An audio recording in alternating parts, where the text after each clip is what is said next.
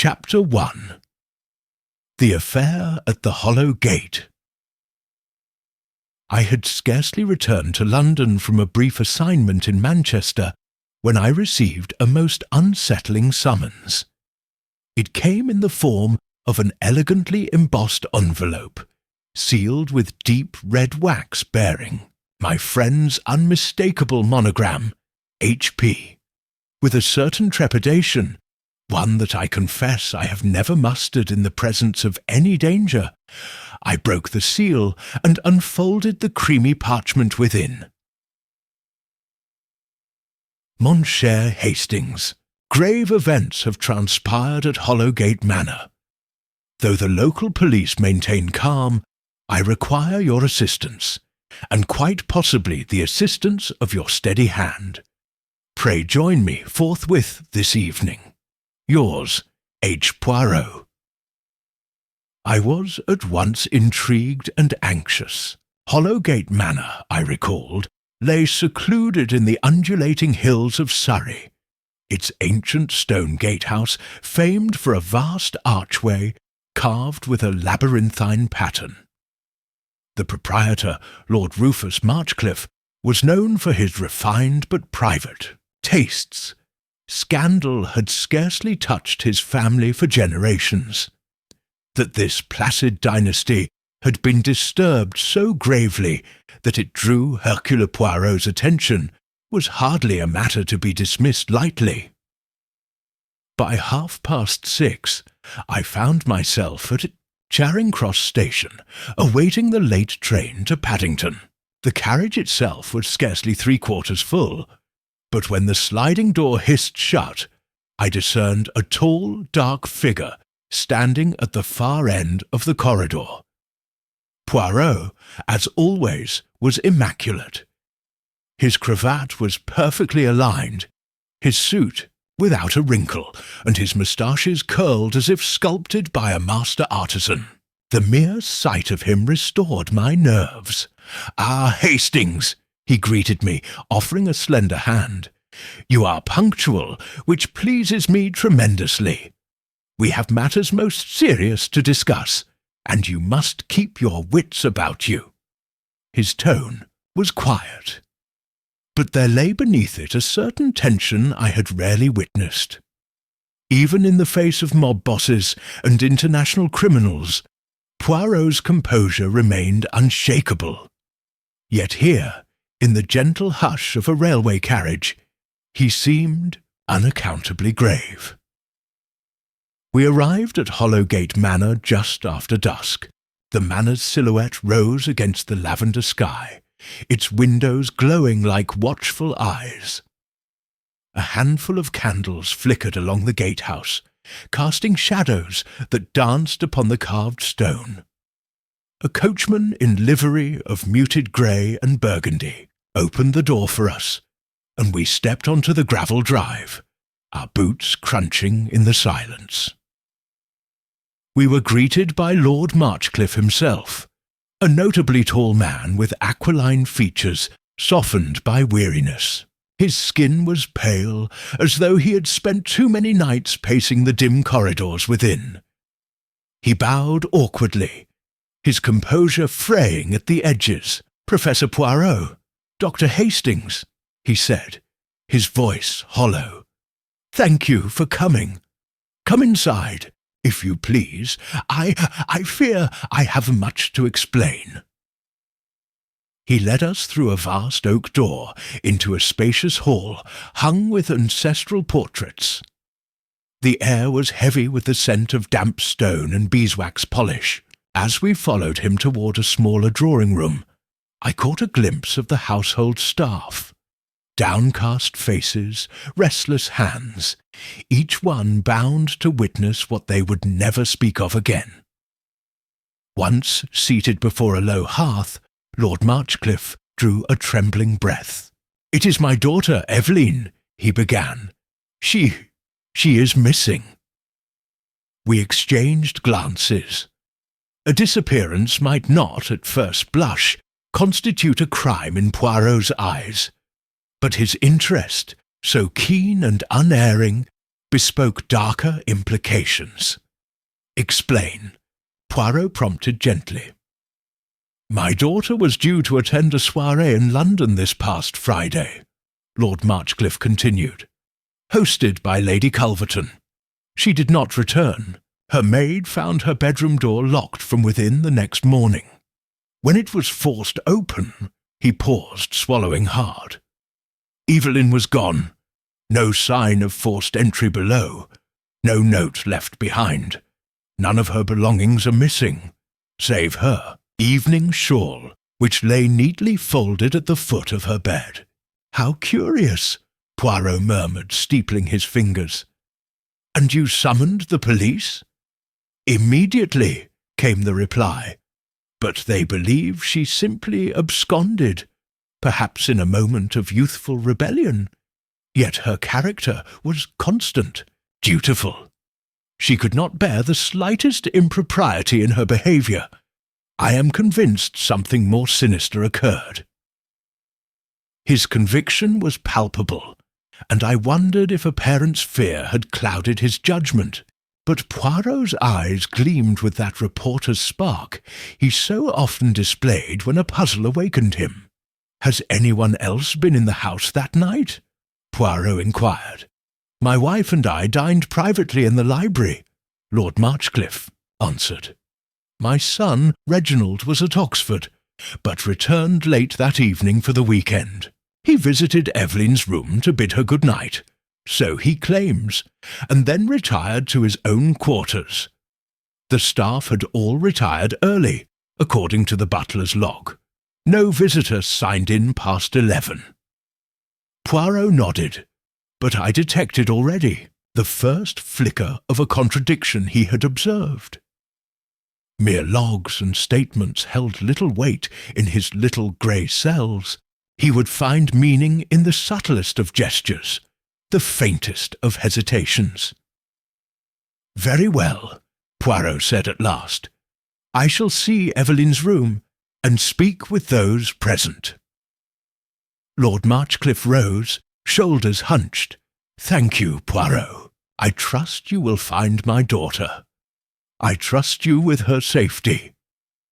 Poirot gave a slight bow. "You may be assured that I shall employ every resource of my brain to uncover what has transpired here." As the candlelight flickered and the manor settled into its nighttime hush, I felt a familiar thrill. The affair at Hollowgate was off to a most curious start, one that, I suspected, would pace the dark corridors of motive and deception before delivering its final, astonishing truth. But that truth remained hidden still, locked behind a door I had yet to open. Chapter 2. The Gathering of Suspects.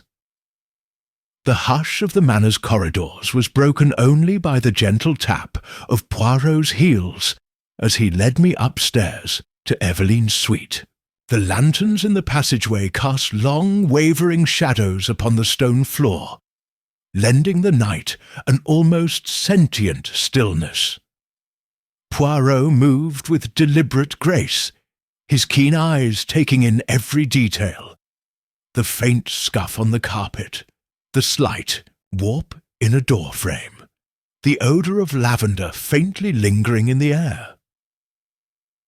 In Eveline's room, the scene of her disappearance, the detective paused at the threshold. The door had indeed been forced by the local constable's men. The brass knob, scuffed and dulled. Inside, the room was immaculately kept. A soft bedspread folded back to reveal crisp sheets, a mahogany writing desk untouched, and the wardrobe standing closed. The only sign of disturbance was Evelyn's shawl, delicately draped over the high-backed chair as if set there with care. Poirot circled the room, pausing now and then to touch a surface or peer at a corner through narrowed eyes. I followed at a discreet distance, watching him discern what I might have overlooked. At last he turned to me, his voice low. Observe, Hastings, how the shawl's fringe is almost too precisely aligned. Our missing lady was careful by nature, yet why has this been folded so neatly? And the window, he pointed to a casement at the far wall, is latched, yet neither locked nor broken. I knelt beside the window. It's too small for a grown woman to slip through easily, and the sill is unblemished. Precisely, Poirot agreed. Either she did not exit this way, or her taking of the scarf was performed later, by someone else. We left the room and descended to the drawing-room, where Lord and Lady Marchcliffe, along with their only son, Reginald, awaited us. The butler, Mr. Thompson, stood just inside the doorway, his posture rigid. Eveline's maid, Miss Elkins, hovered beside him, her pale face pinched with worry. Poirot's eyes gleamed as he surveyed the assembled group. Monsieur and Madame Marchcliffe, Monsieur Reginald, thank you for assembling so promptly. I must ask you each to recount your movements this past Friday evening as concisely as possible. Lord Marchcliffe inclined his head. My wife and I dined alone in the library from 7 until 10. Afterwards, Lady Marchcliffe retired to her chamber. I visited my sister at the neighbouring Renshaw house until midnight. Lady Marchcliffe's gaze flickered to her husband. As Rufus says, I went to bed early. I did hear Eveline's voice, in the corridor, singing in fact, but assumed she had accompanied her cousin to Lady Culverton's soirée. Reginald, a slender youth with alert eyes, shifted in his seat. I returned from Oxford around 11. I went to Eveline's room to bid her good night. She bade me join briefly, then sent me away. She said she wished to write her thank you, notes in private. Miss Elkins, her hands twisting in her apron, spoke next. I brought Lady Marchcliffe tea at 9:30. I heard footsteps in the hallway around 11, but assumed it was Mr. Reginald returning. She hesitated. I knocked once, but there was no answer. I told Mr. Thompson, and we returned in the morning. Mr. Thompson cleared his throat. Elizabeth Elkins followed the proper protocol. I have the log here. He produced a slim leather book, opening it to show entries in a neat hand. Miss Elkins, 9:30 p.m. Mr. Thompson, 11:15 p.m. Lights out, 11:30 p.m. Poirot smiled faintly. Admirable precision. Yet we must test each statement against the nature of the individuals. Lady Marchcliffe, you claim to have heard singing. Pray, what tune? Home, Sweet Home, I believe. Evelyn loved it. And yet, Poirot continued, turning to Reginald, you say she sent you away. Might she not have lingered in the corridor, singing to herself? Or could another have used her voice as misdirection? Reginald's brow furrowed. I do not understand. Poirot inclined his head. You will, in time. But first, one more question. Miss Elkins, you knocked at 11 and received no reply. Yet the room was warm, the lamp burning. What prevented you from entering then? Miss Elkins looked downcast. I thought it best to respect her privacy. She was a lady of discretion. A silence fell. Poirot observed each face, reading the fear and uncertainty as though they were open letters. Finally, he pressed his fingertips together. We shall need to speak with Lady Culverton in London and review the guest list. Meanwhile, I shall remain here to examine further evidence. But first, I propose a meal.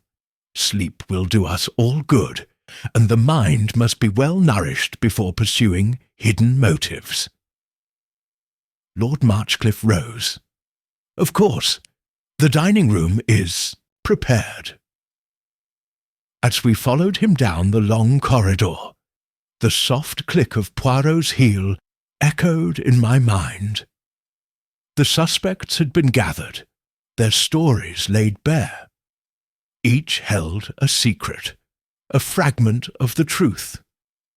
But which thread would lead to Evelyn, and which would entangle us in deeper deception? The drawing-room door closed behind us, leaving the empty corridor and the questions within to await the little grey cells of Hercule Poirot. Chapter 3. Initial Interviews. The next morning, a pale light filtered through the heavy drapes of the drawing-room, lending its occupants a muted calm after the tension of the previous night. Over piping hot tea and delicate buttered toast, Poirot laid out his plan. First, Hastings, I shall speak with each member of this household, one by one, he announced, folding his napkin with immaculate precision. I wish to observe their demeanour, their choice of words, and any slight inconsistency that might betray more than mere forgetfulness. I took a seat beside Lady Marchcliffe, who seemed grateful for the comforting ritual of breakfast. Across the table, her husband and Reginald exchanged uneasy glances. Miss Elkins hovered near the sideboard, offering fresh bread, while Mr. Thompson maintained his usual watchful reserve. Poirot began with Lady Marchcliffe. In his soft, gentle tone he asked, Madame, you mentioned hearing your daughters singing on the night of her disappearance. Do you often hear her voice in the corridors of this old manor? She pressed her fingertips together, a trace of lavender-scented hand cream lingering on her skin. Yes, monsieur. Evelyn was fond of music. On many evenings she would drift from room to room, humming melodies as she worked at her embroidery, or answered correspondence. And this night, Poirot inquired, leaning forward, were you certain that the voice was hers and not another's imitation? Lady Marchcliffe paused, her eyes moist. I cannot be absolutely certain, except that the voice sounded wistful. Evelyn always sang with a gentle longing. It was distinctive. She swallowed. I questioned myself only afterward, when I realized that something was wrong. Satisfied, or at least feigning satisfaction, Poirot bowed and moved on to Reginald.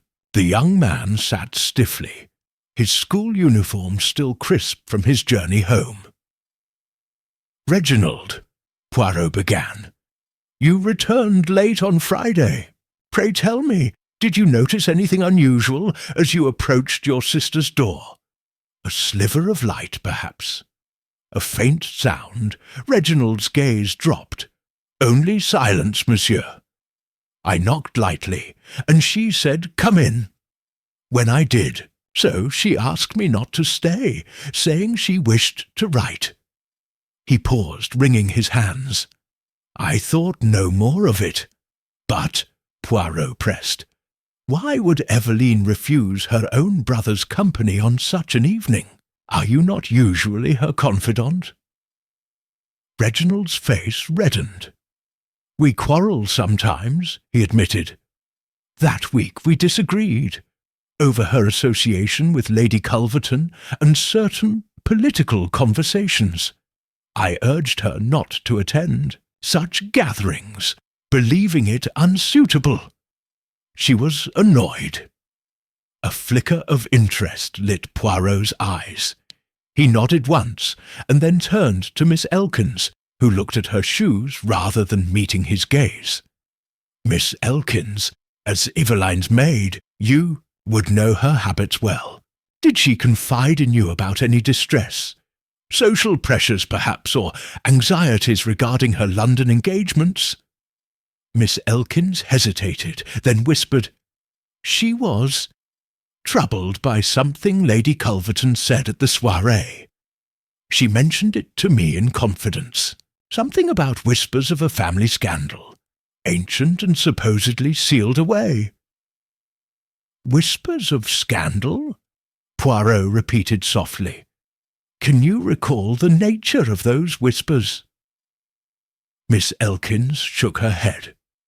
"No specifics, monsieur. Only that Evelyn found the suggestion unsettling, said it made her blood run cold." With 3 interviews concluded, Poirot paused to gather his thoughts. His nimble mind already connected threads. The neatness of the shawl, Reginald's quarrel, and a mysterious hint from Lady Culverton's circle. He then requested to speak privately with Mr. Thompson. "Mr. Thompson," he said after a polite bow, "the household log indicates lights out at 11:30. But you too heard footsteps that night?" The butler's expression remained impassive. "Yes, monsieur. Faint scuffing on the corridor floor around midnight. I assumed it was the maid returning." Yet Miss Elkins denied this. "Indeed." Poirot tapped his finger against the china edge. "Then someone walked that corridor unregistered." He stood finishing his tea. "I thank you all. You have been most forthcoming. Now I shall visit Lady Culverton's household to learn what scandals her drawing-room may conceal." As we prepared to depart, I noticed Lady Marchcliffe's eyes following Poirot with both gratitude and dread. Reginald looked troubled, as though the interview had opened a wound. Miss Elkins dabbed at her eyes, and Mr. Thompson simply stared ahead, inscrutable. Outside, the morning air was fresh, hinting at spring's promise.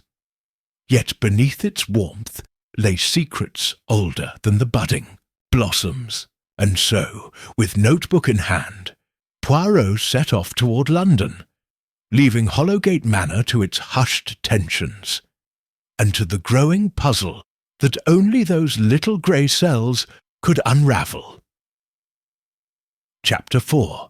The First False Lead. The streets of London teemed with life as Poirot and I made our way to Lady Culverton's residence in Belgravia. The late morning sun gilded the rooftops, yet shadows seemed to cling stubbornly to the narrow alleys, shadows much like those clinging to our investigation.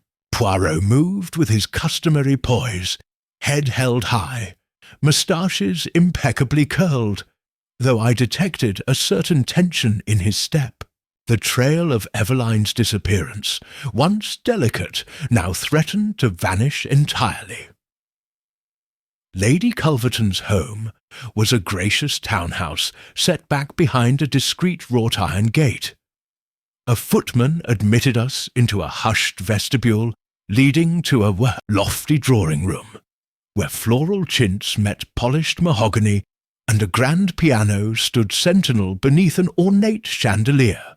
Lady Culverton herself emerged from a side corridor, tall, elegant, yet markedly aloof. Her auburn hair was swept into a chignon, and her emerald-green eyes assessed us with mild curiosity. "Professor Poirot, Dr. Hastings," she greeted, inclining her head. "To what do I owe the pleasure of a second visit?" "Madame Poirot," replied, bowing as he did with such precision that the crystal decanter on the side table seemed to tremble. "I wish to inquire further concerning the soirée of Friday last. Your hospitality was memorable, and certain remarks made have echoed terribly since." Lady Culverton's lips curved into a practised smile. "I trust there were no faults in the evening's proceedings, none that Madame herself could be blamed for," Poirot assured her. Yet my dear Evelyn mentioned a rather perturbing allusion to an ancestral scandal. Pray, what was that about?" Lady Culverton's smile faltered just a fraction, as though an unexpected ripple disturbed its surface. "Scandal, Professor? I merely remarked, hypothetically you understand, that in every old family there are skeletons. It was meant in jest." "But your jest distressed Miss Marchcliffe," Poirot pressed, leaning slightly forward. "She confided in her maid that some reference to a family secret chilled her blood. Was it so?" Lady Culverton's poise remained intact, yet her eyes narrowed just a hair. "I regret any distress, of course, but I spoke only of the notorious Culverton affair, an inheritance dispute in the late 1800s involving forged documents and a vanished heir. Surely Miss Marchcliffe did not believe our families share that particular history?" "No," Poirot allowed, his tone softening. "She did not believe it, but she believed something she refused to name. I wish to see your guest list, madame, if you please." With a serene nod, Lady Culverton retrieved a slender notebook from a side table. Opening it with elegant fingers, she showed us a list of names in her neat hand. Diplomats, artists, Mrs. Vaughan of Mayfair, the Marchcliffe siblings, and others whose significance only Poirot might discern. My eye caught one entry that intrigued me. "Dr. Augustin Fenton, late arrival." Poirot's gaze sharpened. "Dr. Fenton, where was he seated?" Lady Culverton glanced down the list. "7th place, between Sir Horace Penny and my cousin Celia. He arrived after dinner was served." "Indeed," Poirot murmured. "And who escorted him?" "Mr. Marchcliffe, I believe." She frowned as though recalling. "Or perhaps Lady Marchcliffe. I cannot say with certainty." "Ah," Poirot tapped his cane. "I shall need to speak with Dr. Fenton, then." He turned to me. "Hastings, will you fetch my hat from the hall and arrange transport for 2? As I excused myself, Lady Culverton rose. "I trust you will find these inquiries discreet, professors. Such matters might cause unnecessary alarm." "Discretion is my specialty," Poirot assured her, though I perceived no trace of alarm, only measured composure. The butler appeared in the doorway, and we departed by a side entrance. Once in the street, Poirot hailed a hansom and settled inside, gesturing for me to join him.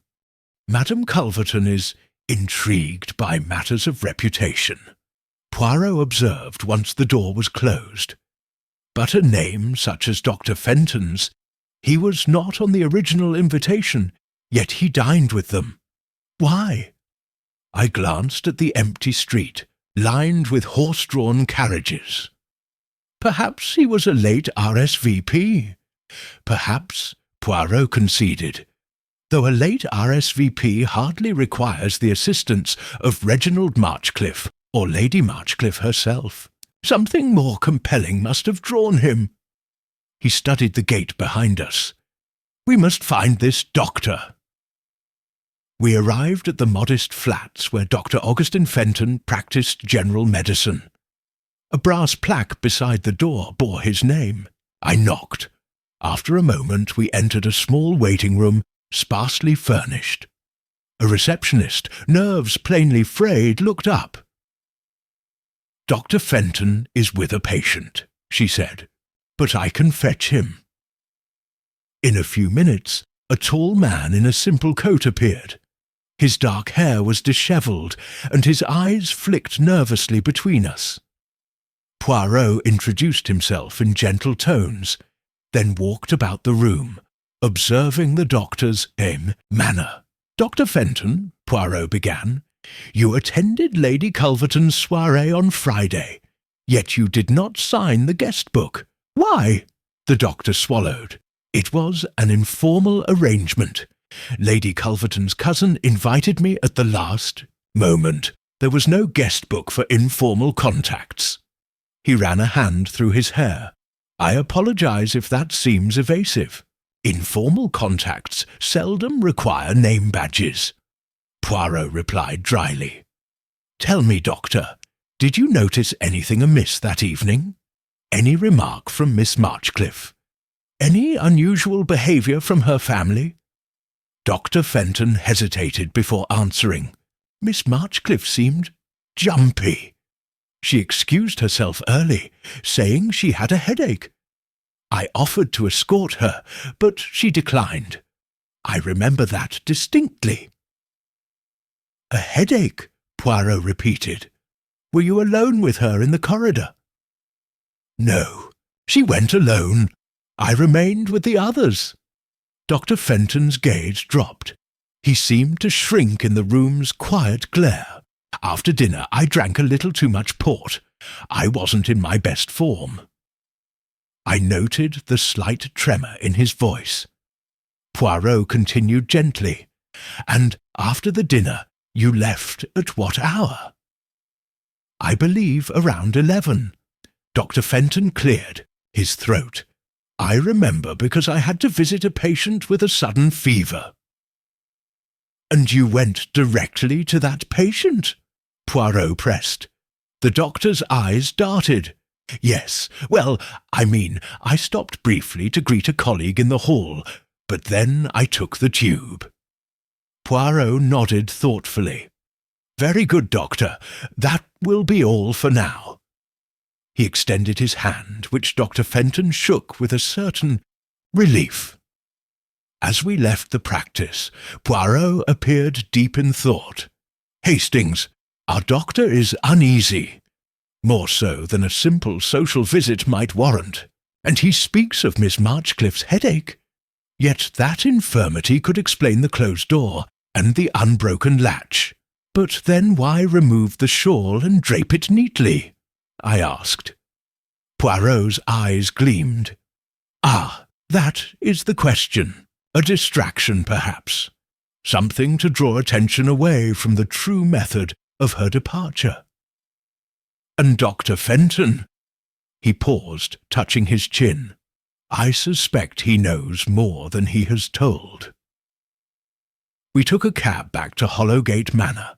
The afternoon, sun waning as we rolled through the suburbs. In the carriage's lull, I wondered whether our detour had advanced or misled us. The nervous doctor, Lady Culverton's half-jest, Reginald's quarrel. All these threads competed for our attention, yet none offered the clarity we required. Poirot sat quietly, his gaze fixed beyond the window.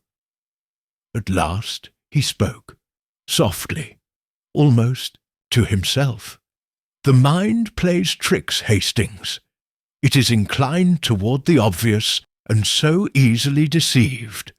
We must find what the mind overlooks. Then, and only then, will the truth emerge." With that, the carriage drew up beneath Hollowgate's ancient archway. We stepped into the courtyard, where the shadows lengthened and the manor stood patiently awaiting our next move. The first lead had been tested and found wanting. Yet from false leads, Poirot often gleaned the keenest insights. The affair at Hollowgate was far from its denouement, and already I sensed it would confound all expectations before it surrendered its secret. Chapter 5. The psychological game. Late that afternoon, Poirot summoned the Marchcliffe family and household, staff to the oak-panelled drawing-room under the pretence of reviewing new evidence. The hearth fire crackled, casting warm light upon their anxious faces. Lord and Lady Marchcliffe sat side by side in high-backed chairs. Reginald hovered uncertainly near the window. Miss Elkins and Mr. Thompson stood to the side, each awaiting instructions. Poirot greeted them with a gentle bow. "Mes amis, I thank you for your patience. I have returned with fresh information that may illuminate our puzzle. But first, we shall play a little game, a test of behaviour." He lifted a small parcel wrapped in brown paper. "I procured this from Dr. Fenton's waiting room, Miss Marchcliffe's shawl." He unwrapped it with ceremony and held it aloft so all could see. The shawl was indeed folded with excessive precision, its fringes aligned and its fabric free from dust or snag. Poirot slowly placed it upon a low table at the room's centre and observed the group's reaction. Lady Marchcliffe's hand flew to her mouth. Reginald flushed. Miss Elkins averted her gaze entirely. Mr. Thompson's expression remained inscrutable, but Poirot's keen eye noted the slightest quiver of his jaw. "To you, my friends," Poirot continued sweetly, "this shawl suggests that Evelyn left of her own accord and returned later, perhaps to avoid notice, only for her theft of the garment to be staged. But I propose another possibility. Someone removed the shawl to mislead us, to draw attention away from the true means of her departure." He paused, letting his words sink in. "Now, I wish each of you to address one question. Where were you when the shawl was taken?" He turned to Lord Marchcliffe. "You, monsieur, where were you after midnight?" Lord Marchcliffe rose uneasily. He swallowed. "I was in my study until midnight, finishing letters. I then went directly to bed." Poirot inclined his head. "Very well." He then addressed Lady Marchcliffe. "Madame?" Lady Marchcliffe's chin lifted bravely. "I slept soundly after retiring at 10. I did not leave my room." Reginald cleared his throat next. I was in the pantry, fetching more brandy for the morning. I did not approach Evelyn's room." Miss Elkins spoke softly. "I was in my own room, packing Miss Marchcliffe's things, though I later discovered the shawl missing." Lastly, Poirot looked to Mr. Thompson. The butler nodded and replied evenly. "I made my rounds, ensuring the household secured. I did not enter Miss Marchcliffe's suite." Poirot let their answers hang in the charged silence. Then, with a slight flourish, he tapped the table. "Yet the shawl bears no sign of dust, but your floors are ever polished, Mr. Thompson. Lady Marchcliffe's room is scented with lavender, yet this fabric is unchanged. Reginald, your pantry is warm and lit. Still, the shawl is cold to the touch. What does this suggest?" They exchanged bewildered glances. Poirot smiled. "It suggests that the shawl was taken not from Evelyn's room, but from another place entirely, then brought here to misdirect us." He leaned forward, his voice low. "And only one among you had both motive and means to orchestrate such a ruse." A tremor passed through the group. Reginald's eyes darted toward his mother. Lady Marchcliffe paled. Miss Elkins pressed her lips together. Mr. Thompson remained impassive, but vigilant. Poirot tapped his cane. "The question, then, is why? Who wished to make it appear that Evelyn departed alone, when in truth she had been compelled?" He turned to Lady Marchcliffe. "Madame, you spoke of hearing your daughters singing, but might that melody have been sung by someone else in the corridor? Someone wishing to simulate Evelyn's presence?" Lady Marchcliffe shook her head, lips quivering. I do not know." Poirot's eyes swept the room. "Reginald, Recall your quarrel with Evelyn. You feared the exposure of her acquaintance with Lady Culverton's circle. Miss Elkins, you knew of her distress over those whispers. Mr. Thompson, you maintained the logs, yet heard footsteps unlogged. Each of you holds a piece of the truth. Let his gaze settle on Miss Elkins. Mademoiselle, you claimed respect for privacy, yet you also confessed to knowing of Evelyn's troubled spirit. Tell me truly, did you remove the shawl to protect her from some danger you foresaw? Miss Elkins's shoulders sagged. She bowed her head, lips parting in confession, but before she could speak, a sharp voice echoed from the doorway. Reginald burst in, face drawn. "Stop this, Poirot! You have frightened her enough." Poirot raised a slender finger. "Patience, my boy. The game must run its course."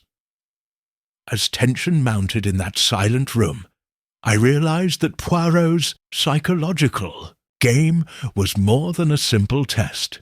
It was a trap.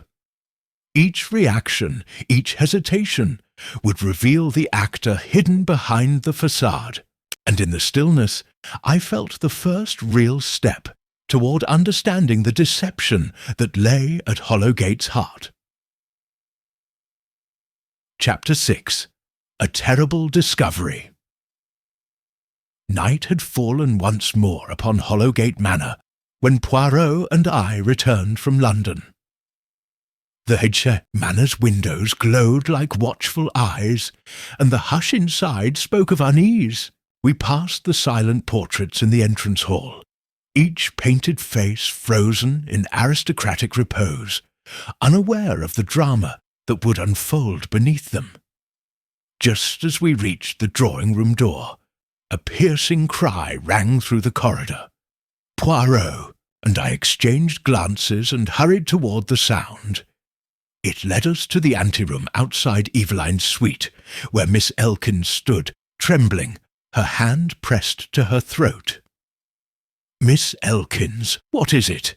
I asked, supporting her. She gasped, staring at the floor. "It's Lord Marchcliffe," she stammered. We followed her gaze.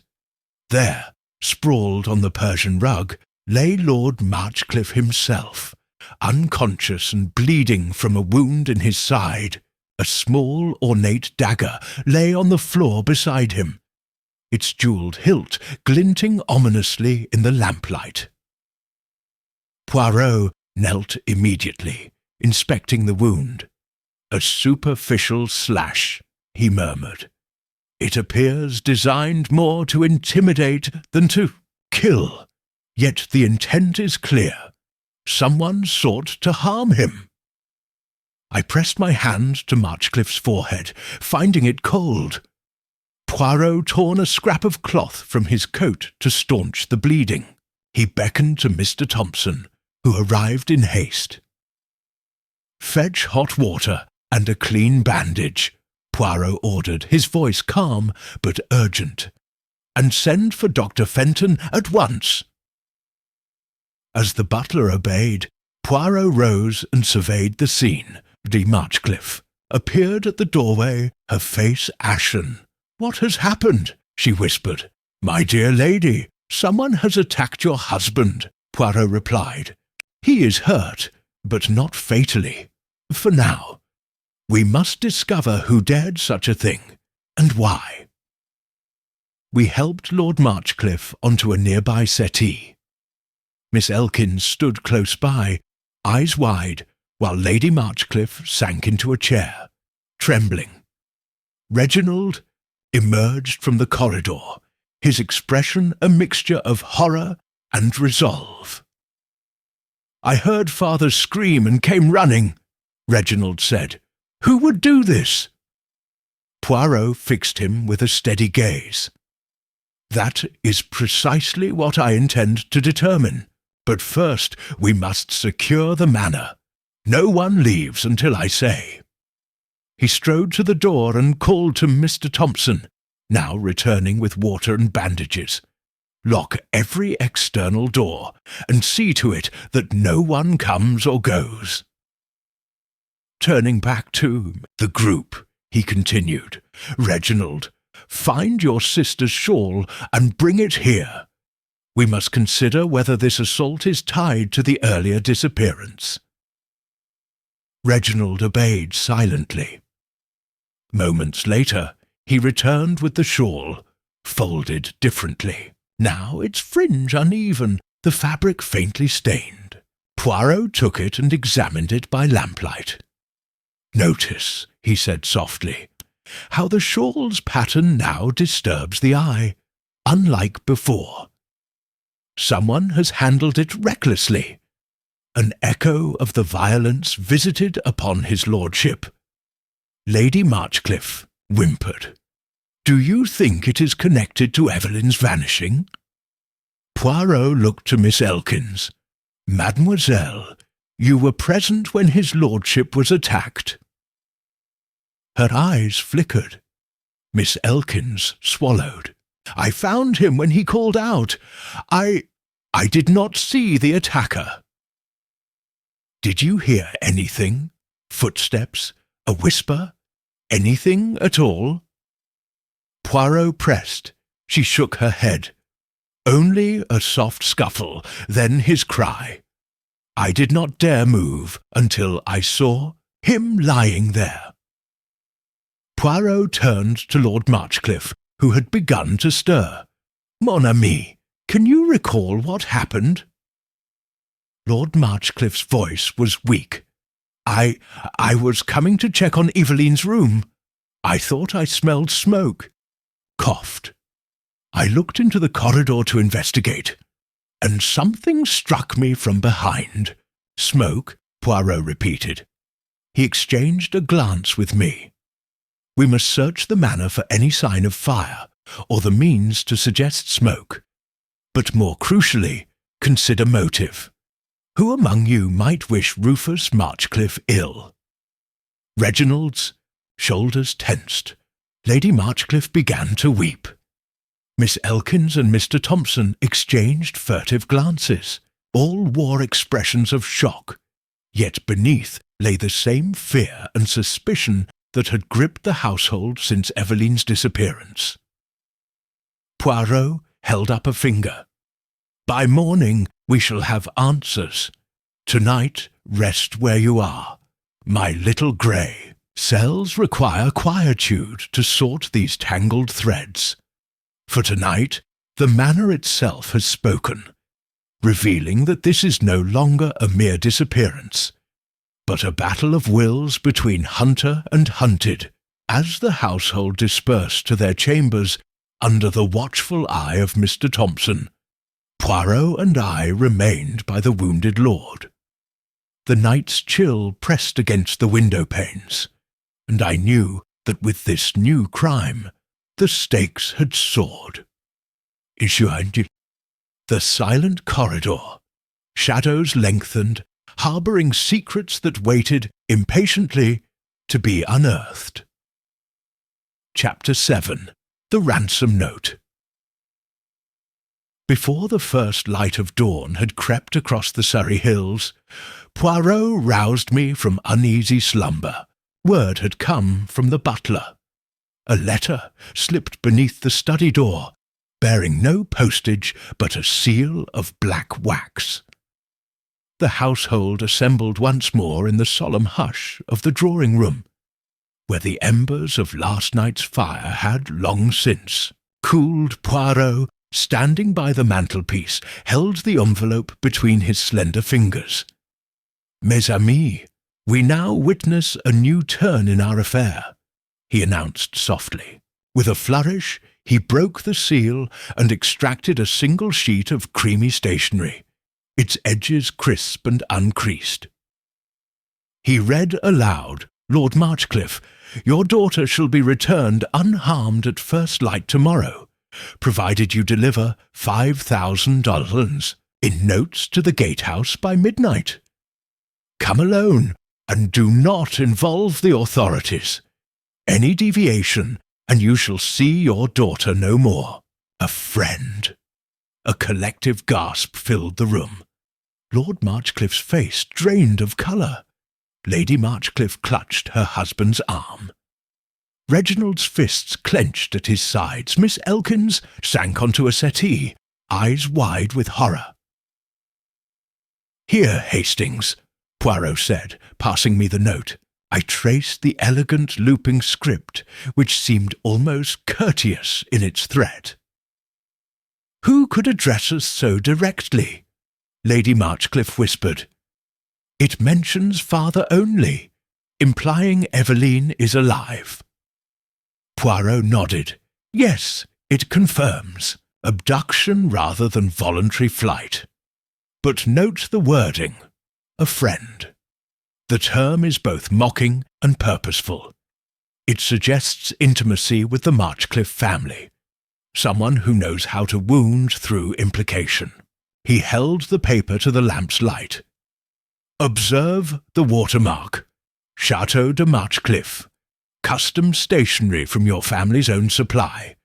The culprit had ready access to Lord Marchcliffe's desk. All eyes turned to Lord and Lady Marchcliffe. But, Poirot continued, only certain individuals would know where the spare sheets are kept, and only someone with composure enough to write at leisure could craft such a note without smudges. He tapped the paper. "We must consider motive and means. Who among us stands to gain most from this ransom?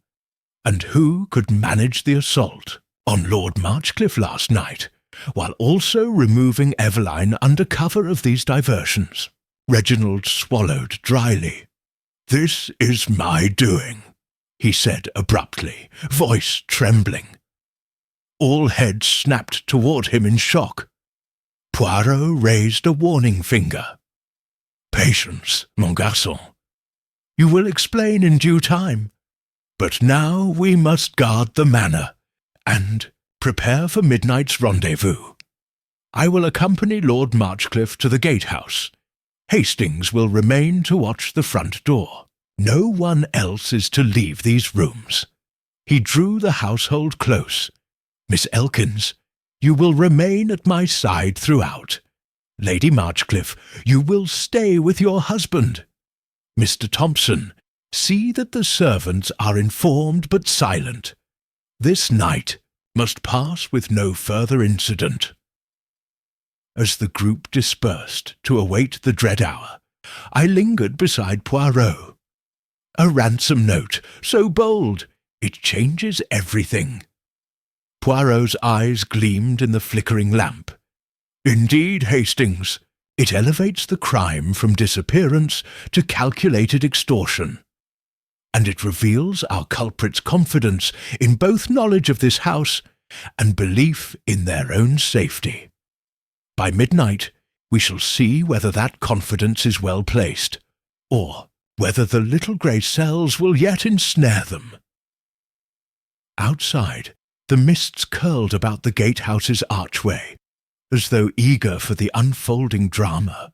Inside, the household braced itself for the darkest hours of the night, hours that would bring us closer to Evelyn's fate and to the unmasking of the mind behind this chilling demand.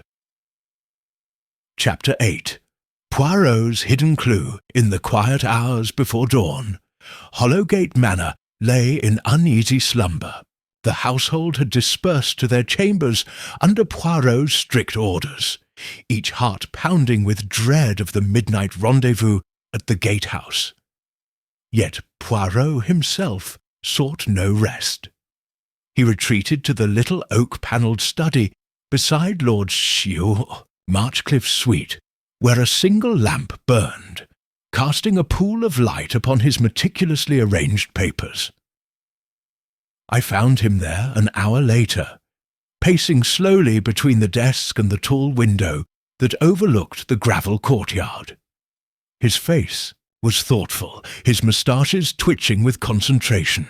On the desk lay the ransom note, Evelyn's shawl, and a small leather-bound notebook containing Mrs. Culverton's guest list Dr. Fenton's appointment card, and the torn scrap from the manor's logbook.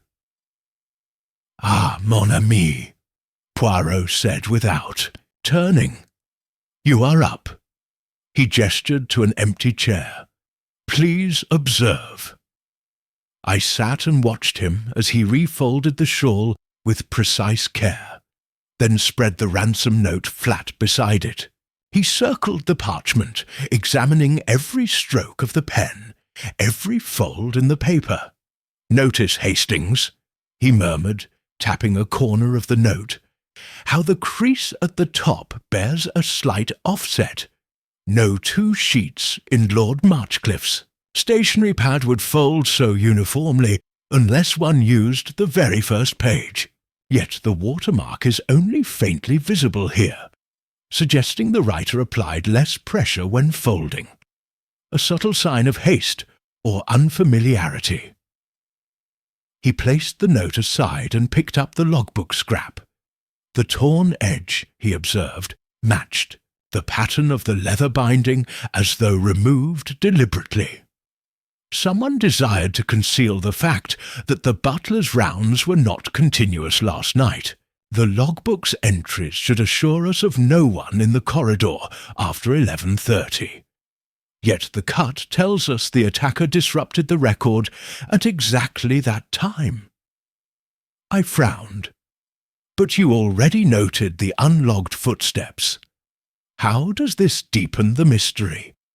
Poirot folded his arms and gazed at the window, where the first pale light of dawn glimmered. "It confirms that the attacker planned carefully, removing the shawl, slashing the log, wounding Lord Marchcliffe, and delivering the ransom note, all to create a narrative of isolated incidents. Yet one detail remains overlooked by every person in this house." He moved to a small side table, where the ornate dagger had been placed after Dr. Fenton's examination. By lamplight, the jewelled hilt glittered. Poirot ran a finger along the blade's length. "Observe the pattern of scratches here," he said. "They are parallel, not random. The blade was sheathed in a scabbard of soft leather. Only one sheath in this house matches these marks. Reginald's hunting knife, kept in his bedroom. He denies approaching his sister's suite, yet the physical evidence suggests otherwise." My heart quickened. "So, you believe Reginald removed the dagger, assaulted his father, then returned it?" "No," Poirot interrupted softly. "He returned the sheath to conceal his presence. But it does not follow that he wrote the note or carried Evelyn away. His quarrel provided motive, yes, but to what end? The ransom note's lettering betrays a practised hand, more elegant than Reginald's hurried script. Someone else orchestrated the bigger deceit." He paused, eyes gleaming. "And here lies the hidden clue." Poirot bent over the shawl, pressing his fingertips gently against its silk weave. "Note the faint trace of camphor on the fabric, nin, unmistakable residue from mothballs used in Lady Marchcliffe's wardrobe, and yet Evelyn never stored this shawl alongside her dresses. It hung instead in my own coat closet when I last visited. Therefore, the shawl was moved from my quarters, not her room." I stared, astonished. "From your closet? But you only arrived that evening." "With deliberate purpose," Poirot agreed. "The culprit knew I would examine the shawl, saw its origin in my lodgings, and hoped to cast suspicion on me. A cunning misdirection. Yet this unveils more. The abductor has intimate knowledge of my routines and access to my belongings. Knowledge possessed by exactly one person who moved between those rooms without notice." He drew a deep breath and covered the shawl with the ransom note. I shall keep this revelation to myself until the gathering. It is the perfect weapon in Poirot's arsenal. The quiet strike of insight that shatters a carefully constructed alibi. By the time the culprit realizes their plan has been undone, it will be too late. I rose, sensing the gravity of his discovery. Shall we confront them now? Poirot shook his head. Not yet. We must wait for the proper moment, when all suspects stand before us and each thread of deceit is laid bare. Section by section, we will unravel the riddle of the hollow gate. He extinguished the lamp, and together we slipped from the study into the pale morning light. The manor stirred around us, unaware that its deepest secret was about to surface. The little grey cells were at work, and soon the truth would emerge from the shadows. Chapter 9. The Final Gathering.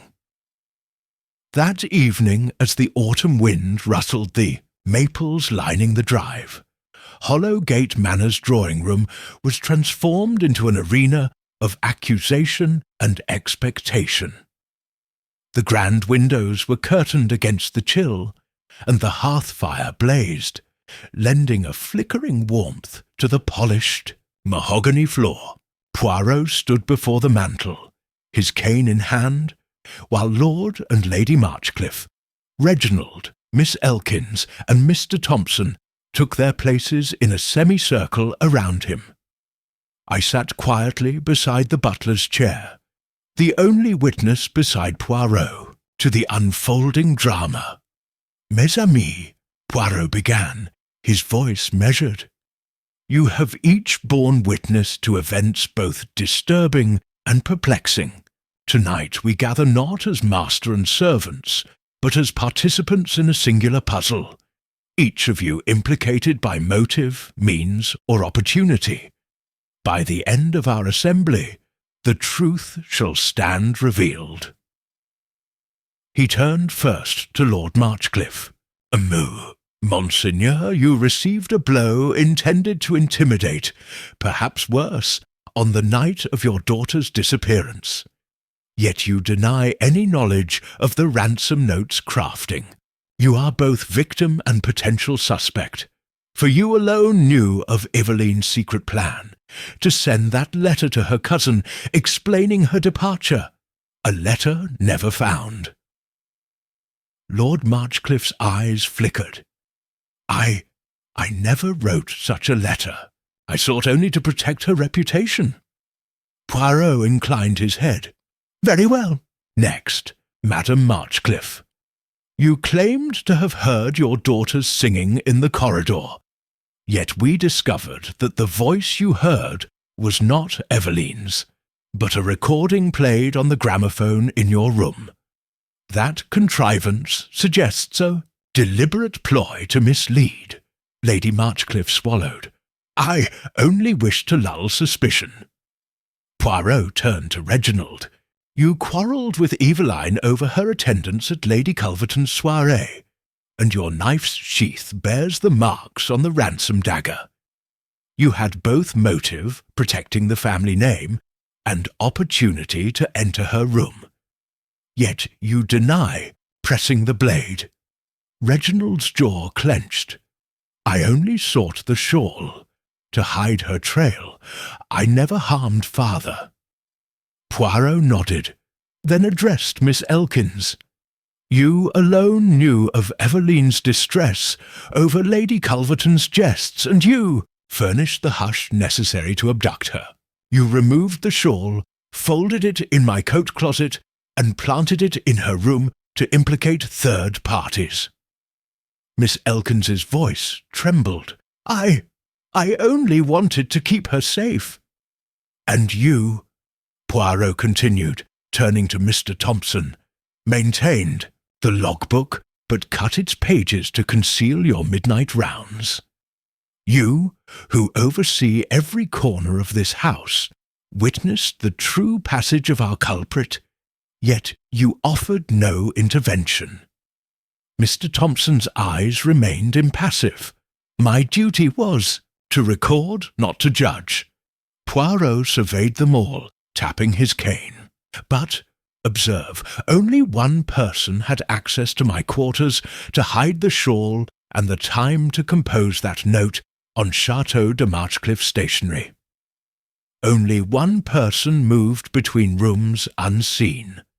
The one who delivered your late supper to my room, and under the guise of a meal, Lady Marchcliffe. A hush fell. Lady Marchcliffe's face drained of colour. No, that cannot be. Poirot gently produced a second note, its script identical to the ransom letter, but written in a trembling hand. He read, "Forgive me, my dearest Evelyn. I feared for your life if your father learned too soon. I would have saved you from a darker fate. Meet me in the old vine house, where only truth may dwell." Lady Marchcliffe sank in her chair. My confession was for her, not him. I intended no ransom. Reginald sprang up. "So it was you, and not Dr. Fenton or Culverton, who took Evelyn. You feared scandal more than money." Poirot held up a hand to calm him. "Patience, mon garçon, there is more." He produced a small vial containing camphor, the very scent found on the shawl. "You alone draw upon camphor mothballs for your linens. Yet you hid this vial inside Miss Elkins's laundry basket to frame her." Miss Elkins gasped. He did so?" Lady Marchcliffe shook her head, tears in her eyes. "I never wished Elizabeth harm." Poirot then revealed a final piece. Dr. Fenton's appointment card, marked for midnight. The doctor feigned a patient call to leave the manor unnoticed. He colluded with Lady Marchcliffe, promising to spirit Evelyn to safety in exchange for the fortune she would inherit at her coming of age. Dr. Fenton stepped forward, pale. I thought to save her from a fate worse than scandal. I never meant to ransom for myself." Poirot's gaze was steady. "Each of you thought yourselves the heroine of this drama, but your combined efforts ensnared Evelyn in confusion and fear. Instead of delivering ransom, you delivered pain." He folded the ransom note and placed all evidence on the table. "The matter is clear. Lady Marchcliffe's desperate planning, aided by Dr. Fenton's medical knowledge, abducted Evelyn. Reginald misled us with the knife, Miss Elkins with her loyalty, and Mr. Thompson with his silence. Each complicit, yet only one mastermind. My dear lady." Lady Marchcliffe bowed her head in defeat. "Yes, Poirot. I failed my daughter. I believed I could control events and protect our name. But I was blind to the consequences." Poirot nodded gravely. "And so the game ends. Let us fetch Evelyn from the vine house, before the dawn reveals more sorrow." As the household moved, in stunned silence, Poirot's calm resolve guided us to the final confrontation, and, in that solemn hush, I knew that the little grey cells had triumphed once more, untangling the threads of deception to restore truth and justice at Hollowgate Manor. Chapter 10. The Reveal and Return. The early dawn mist clung low over the vine house at the far edge of the estate, its creeping tendrils curling around the ancient trellis and dripping with dew. I followed Poirot at a respectful distance as he led the small procession. Lord and Lady Marchcliffe, Reginald, Miss Elkins, Dr. Fenton, and Mr. Thompson through the shadowed gardens.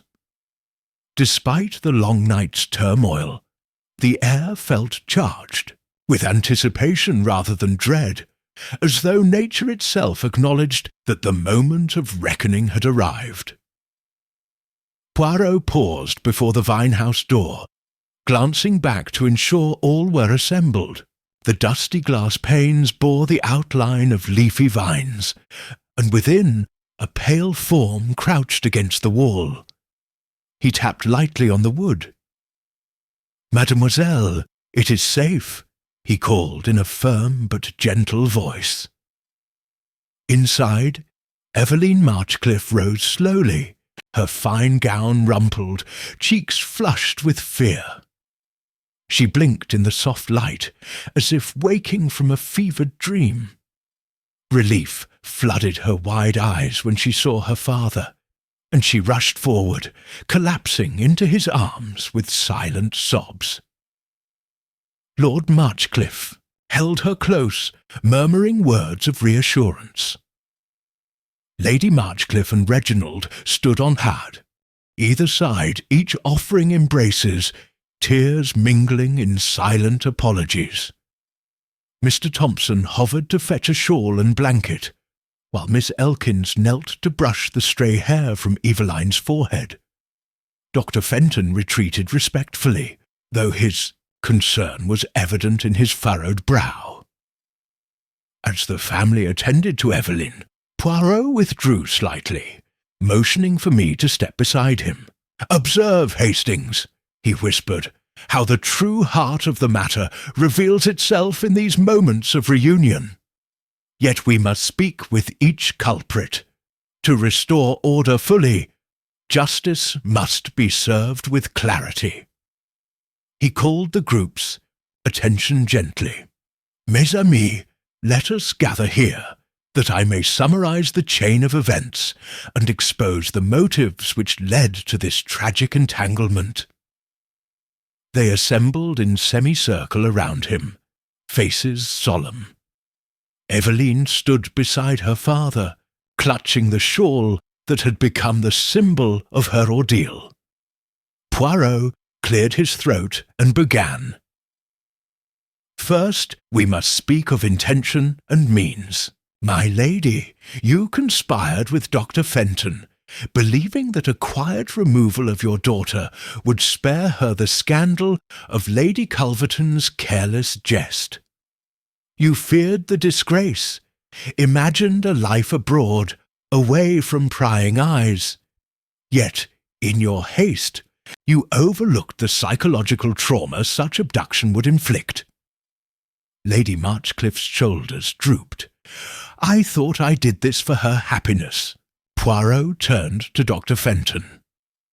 "You, good doctor, enabled her escape, offering medical pretexts to hide her movement and feigned emergencies to ensure your comings and goings remained unnoticed. Your devotion blinded you to the moral peril of aiding such deception." Dr. Fenton bowed his head. "I sought only to protect her innocence." "Protection, yes," Poirot conceded, "but misguided. Reginald," he continued, glancing at the young man, "you believed that hiding the knife and staging an attack on your father would distract suspicion from your mother's plan. You thought the threat to Lord Marchcliffe would compel him to focus on ransom or fury rather than search for Evelyn." Reginald's gaze flickered with guilt. "I did not wish to harm anyone. I only wanted to ensure Mother could carry out her plan." Poirot's expression was gentle. "Yet your actions endangered us all, Miss Elkins," he said, turning to the maid.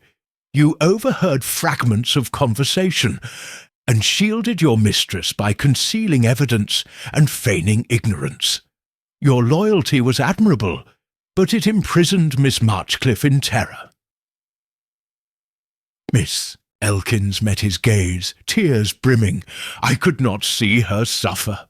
"All of you acted from love or fear," Poirot observed. "But love that resorts to theft of freedom becomes tyranny. Fear that hides truth becomes poison." He lifted his cane tapping the ground once for emphasis. Let this be the lesson of the Hollow Gate. Even the purest motives can lead to grave wrongdoing when judgment is obscured. Justice is not vengeance, but the restoration of balance.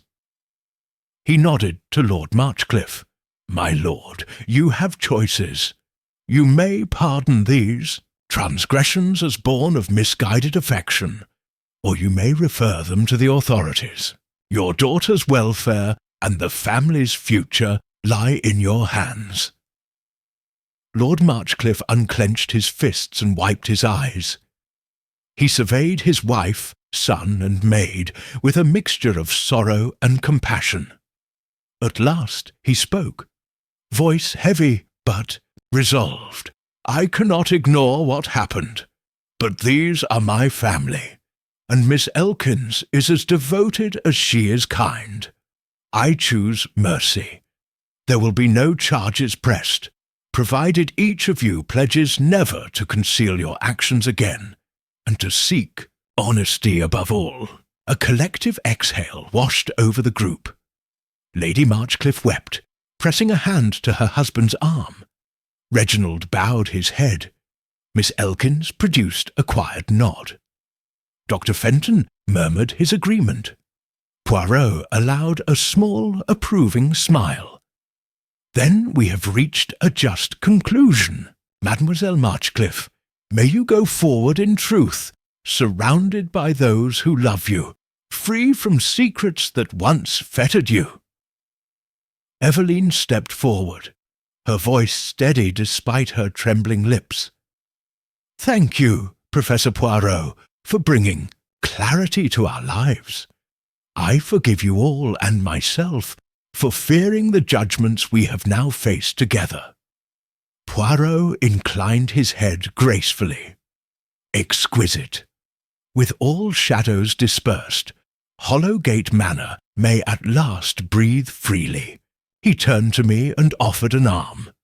Come, Hastings, let us return to the manor, where I shall impart a final reflection on the human heart and its labyrinthine ways.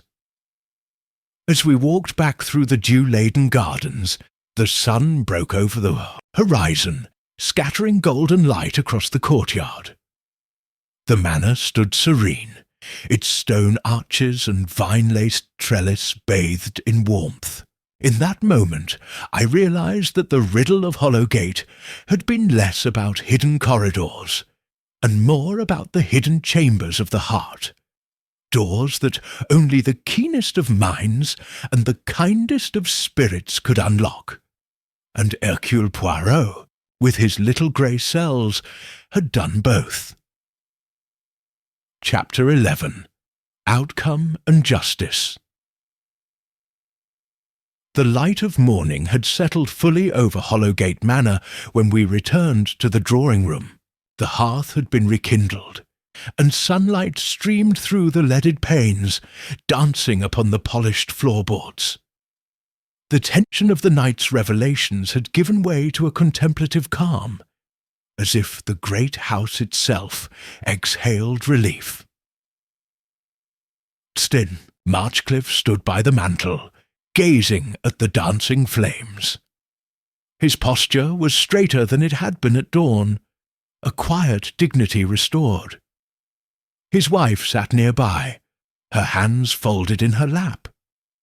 Reginald paced beside the window, and Miss Elkins hovered attentively at Evelyn's side. Dr. Fenton lingered in the corner, offering soft condolences but maintaining respectful distance. I took a seat near Poirot, whose eyes gleamed with both satisfaction and compassion. Poirot cleared his throat, addressing the family. Monseigneur, you have chosen mercy in place of retribution. That choice is itself an act of justice, for the heart can judge most wisely when guided by compassion. He turned to each in turn. Lady Marchcliffe, you must now face the consequences of your actions, rebuilding trust with your daughter, Acknowledging that protection cannot come through concealment. Reginald, you must learn that distraction through violence only deepens injury. Mademoiselle Elkins, your loyalty must be matched by honesty. And you, Dr. Fenton, must understand that medical care cannot justify participation in wrongdoing. Lady Marchcliffe rose, her voice steady though soft. I will devote myself to earning Eveline's trust anew. I shall seek her counsel in all matters henceforth, and never again decide her fate without her voice. Reginald nodded, eyes fixed on the floor. Mother, I am sorry for aiding your deception. I will prove my remorse by honest service to this family. Miss Elkins advanced, offering Evelyn a small bouquet of wildflowers she had gathered before dawn. Miss Marchcliffe, I beg your forgiveness for any pain I caused. I will serve you with both loyalty and truth. Eveline, now composed, took the flowers and placed them gently on the mantel beside her mother.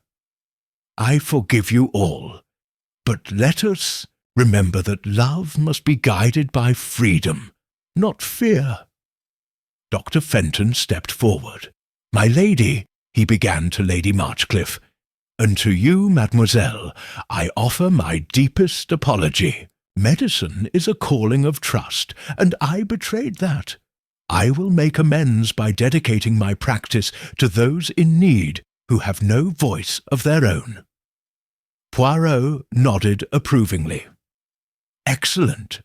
Now, Lord Marchcliffe, what decision shall you convey to the authorities? The law, though tempered by mercy here, still demands record of these events. Lord Marchcliffe, having listened, spoke with measured authority. I shall inform the local magistrate of the facts, but I will recommend leniency. There will be no prosecution for Mrs. Marchcliffe, for she acted only from fear of scandal. Reginald shall receive a caution for his part in concealing evidence. Miss Elkins's silence was misguided but well-intentioned, and Dr. Fenton will face a formal reprimand from his medical board. Let this suffice. The scandal of the Marchcliffe name is already enough, and no further ruin shall be wrought. A murmur of agreement followed. Poirot smiled, pride evident in his expression. You have balanced justice with compassion, a delicate art. Now, if you will permit me, I should review the final arrangements for Eveline's safe return to society's light. Evelyn rose and approached her father. Will you walk with me through the gardens, Papa? I wish to feel the air without hesitation. Lord Marchcliffe offered his arm, and she took it, stepping lightly. As they passed through the archway into the dew-kissed lawns, Lady Marchcliffe turned to Poirot. I owe you more than I can ever express, she said, voice trembling with gratitude. What would I have done without you? Poirot inclined his head with gentle formality. You have learned the greatest lesson, that the human heart, when guided by truth, needs no subterfuge. My role was merely to illuminate the path. Reginald approached, ducking his head. Professor, I fear your little grey cells will find no more puzzles here. Poirot regarded him kindly. On the contrary, my boy, life itself is the greatest puzzle. Each day yields fresh mysteries of the heart and mind. Yours is to live honestly, and mine to observe. Miss Elkins curtsied. May I see to the tea, Professor? Of course, Poirot replied, but first a walk with Hastings to examine the culvert by the lily pond. I fancy there remains one detail unnoticed. Dr. Fenton remained silent, as if weighing whether to linger. Finally, he offered a respectful nod and withdrew to arrange for Eveline's medical care. ensuring her health was robust after her ordeal. Poirot and I stepped onto the terrace, the morning sun now fully risen, scattering diamonds of dew across the roses. The path ahead curved gently towards the lily pond, its still surface reflecting the pale blue sky. As we walked side by side, I ventured, "Another riddle, Poirot." He smiled, his moustaches twitching. "Only a small curiosity, Hastings. How a garden's hidden drain may have muffled Evelyn's cries, but perhaps that is a puzzle for another time." I laughed softly. "Indeed, and perhaps, after so many revelations, the world can rest peacefully at Hollow Gate." Poirot tipped his head to the rising sun. "Peace, yes, but mystery never sleeps, my friend. It merely waits for the next curious mind." Together we trod the winding path, leaving behind the chamber of confessions and stepping toward future puzzles that awaited the little grey cells of Hercule Poirot. Chapter 12. Happenings at Hollow Gate. The sun shone brightly over Hollow Gate. Manor as its household awoke to a new day, one cleansed of secrets and shadows. In the morning's gentle light, every corner of the estate seemed to breathe anew. Roses unfurled their petals, the gravel paths sparkled, and the ancient gatehouse appeared less foreboding, its labyrinthine carvings now a testament to both history and renewal. Poirot stood on the terrace, surveying the scene with a serene smile. Evelyn and her family had ventured into the gardens for their first post-ordeal stroll, laughter mingling with birdsong rather than whispered anxieties. The butler oversaw the servants' duties with calm efficiency, and Mrs. Elkins moved among them, her step lighter than I had seen in days. I joined Poirot on the terrace, where he removed his hat and tucked his cane beneath one arm. "Hastings," he mused, "the affairs of the heart are like these gardens. Beauty and menace entwined. One must tend both with delicacy and resolve." He gestured toward the vine-clad pergola, under which Evelyn now paused to admire a cluster of gourds ripening on their trellis. "Evelyn will grow from this trial wiser and stronger. Her family, too, has learned that love demands trust above all else." I nodded, reflecting on the events that had transpired. "And you, mon ami? What will you take from Hollow Gate?" Poirot's moustaches twitched in amusement. "I will carry with me the reminder that the human mind is endlessly inventive, capable of both healing devotion and desperate deceit. My role is to unravel that ingenuity, to guide it toward truth." He paused, then turned to the open doorway leading into the manor. "Come, Hastings. The Marchcliffe family wish to thank me with luncheon. There will be much talk of rebuilding lives, and perhaps of what mysteries lie ahead." As we entered the sunlit hall, I glanced back at the courtyard one last time. The ancient stone, once bearing silent witness to intrigue and fear, now stood dignified in clarity and peace. It seemed fitting that the riddle of Hollow Gate had unfolded not in violence alone, but in the revelation of human frailty balanced by compassion. In the days to come, no doubt new cases would call upon Poirot's unparalleled gift for deduction. Yet here, among these rolling hills and whispering vines, his little grey cells had solved a mystery of the soul, a puzzle not of stolen jewels or hidden poison, but of a mother's misguided love and a daughter's courage to reclaim her own fate. As luncheon bells chimed in the distance, Poirot paused at the threshold, offering me his arm. "Let us go, Hastings.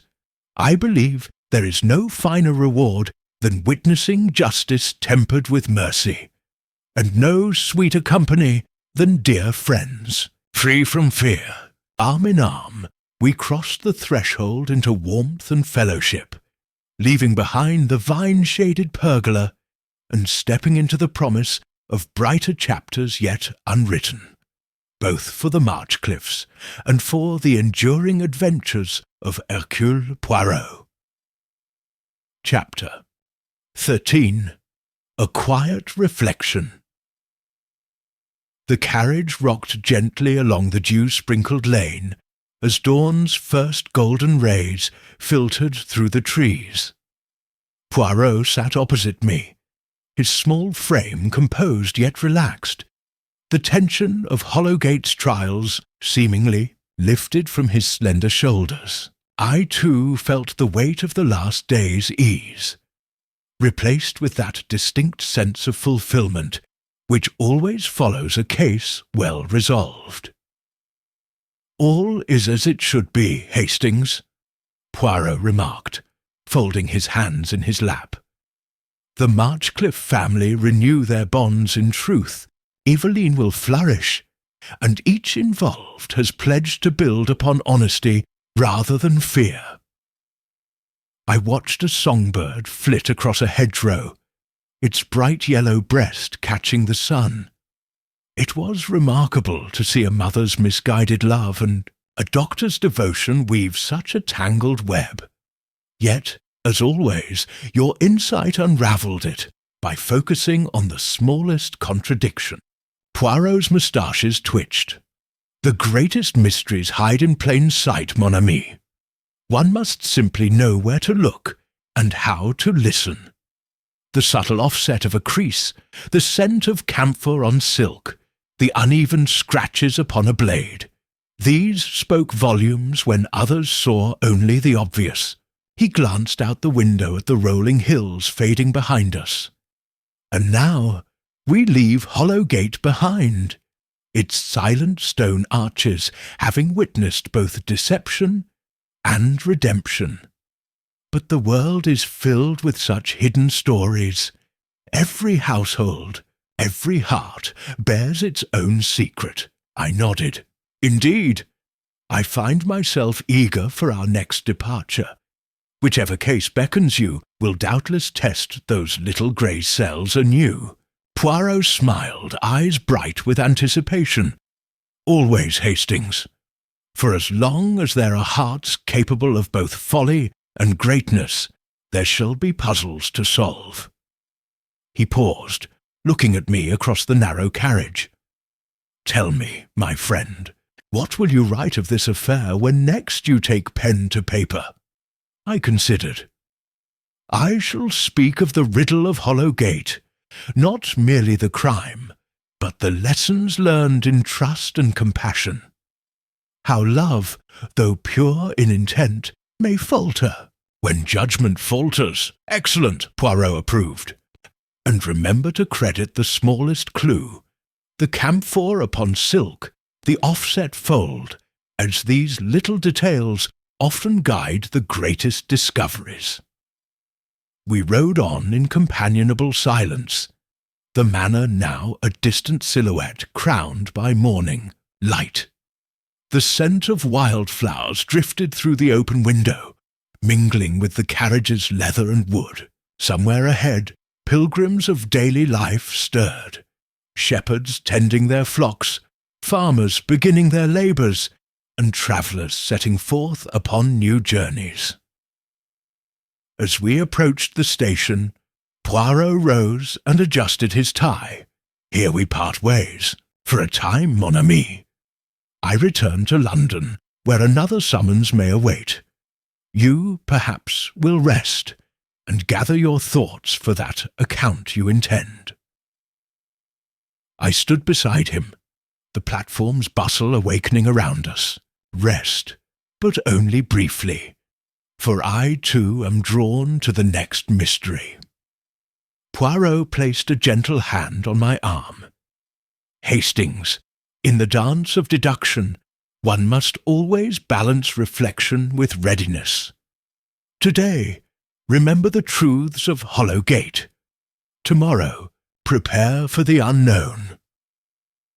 The train pulled in, its whistle carving through the morning stillness. We shook hands, as was our wont at journey's end. "Until our next adventure, Hastings," Poirot said with that characteristic flourish of courtesy. "Until then, mon ami," I replied, stepping aboard. As the doors slid shut, I watched him on the platform, his silhouette framed by the rising sun, a solitary figure whose brilliant mind would soon illuminate another shadowed corner of human folly. And I, nestled in my seat, felt certain that whatever lay ahead, the little grey cells of Hercule Poirot would prove once again that no mystery, however carefully concealed, could withstand the sure light of his insight. Chapter 14. The Unfinished Letter.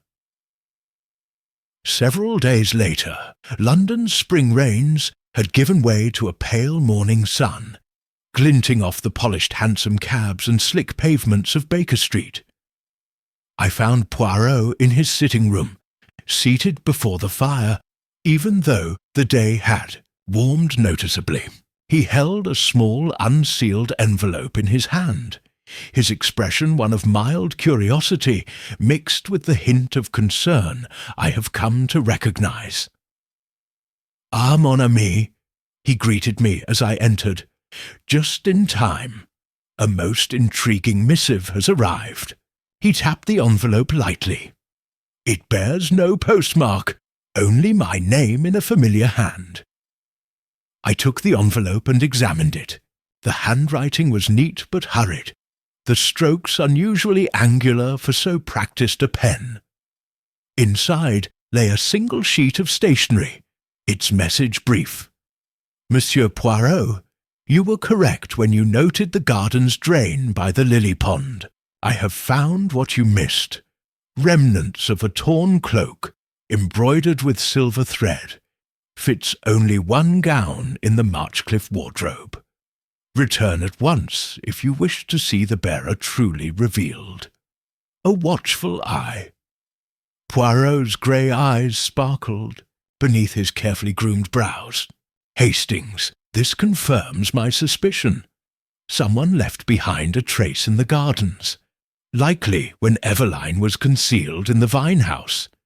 Yet no one reported finding such a cloak. It is a clever ploy to draw me back to Hollow Gate." I settled into an armchair, smoothing the front of my jacket. Could it be from the maid, Miss Elkins?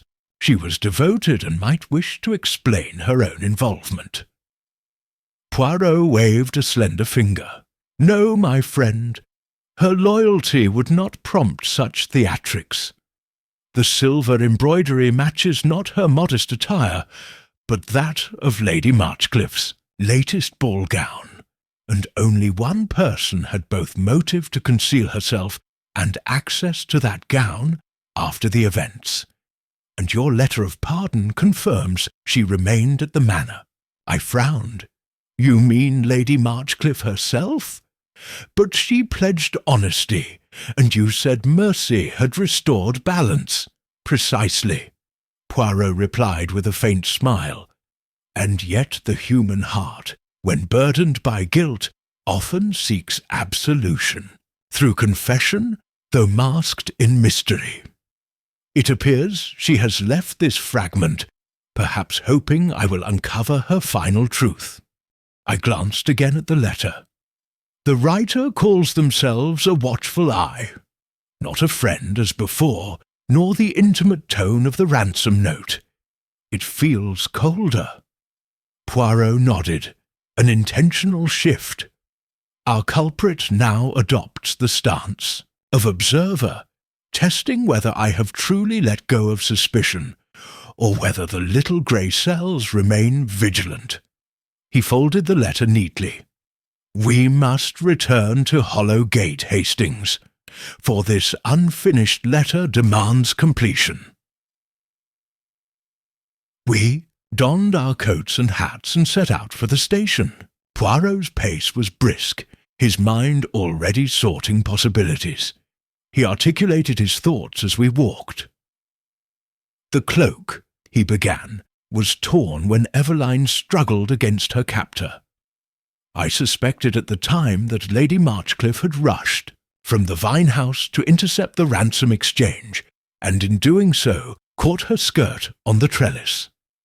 She concealed this tear upon returning and never spoke of it. I raised an eyebrow. And now she lays it bare? Only in part, Poirot replied. By leaving the fragment, she both confesses and conceals. Confesses that guilt still haunts her, yet conceals the full extent of her continued involvement. Perhaps she remains in communication with Dr. Fenton, or with Reginald, and seeks to draw me into a final examination." We boarded the train bound for Surrey. The rhythmic click of the wheels accompanied Poirot's quiet mutterings, as he replayed the steps of our prior investigation in his mind. When we arrived at Hollow Gate, the manor stood as stately as ever, its gardens bright with new growth.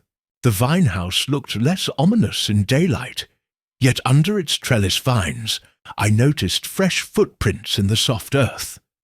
Poirot knelt to inspect them, tapping his cane against a displaced clod. "Here," he said, "the soil has been recently turned.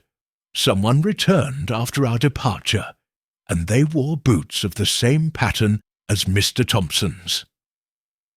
At that moment, the butler emerged from the house, tray in hand. He froze at the sight of Poirot kneeling. "Begging your pardon, Professor, but Madame Marchcliffe requests your immediate presence in the drawing-room." Poirot rose, brushing soil from his coat. "Then let us not keep her waiting." He gave me a conspiratorial glance. The watchful eye grows impatient. But by allowing her to summon me, we take the stage on her terms, where I shall turn the final act into her confession. Inside, Lady Marchcliffe sat beside Evelyn, who offered a polite but guarded smile. Upon seeing Poirot, Lady Marchcliffe rose, her hands clasped tightly. "Professor," she began, voice wavering, "I am responsible for troubling you again. I found this note in my dressing-room, and I felt compelled to send for you."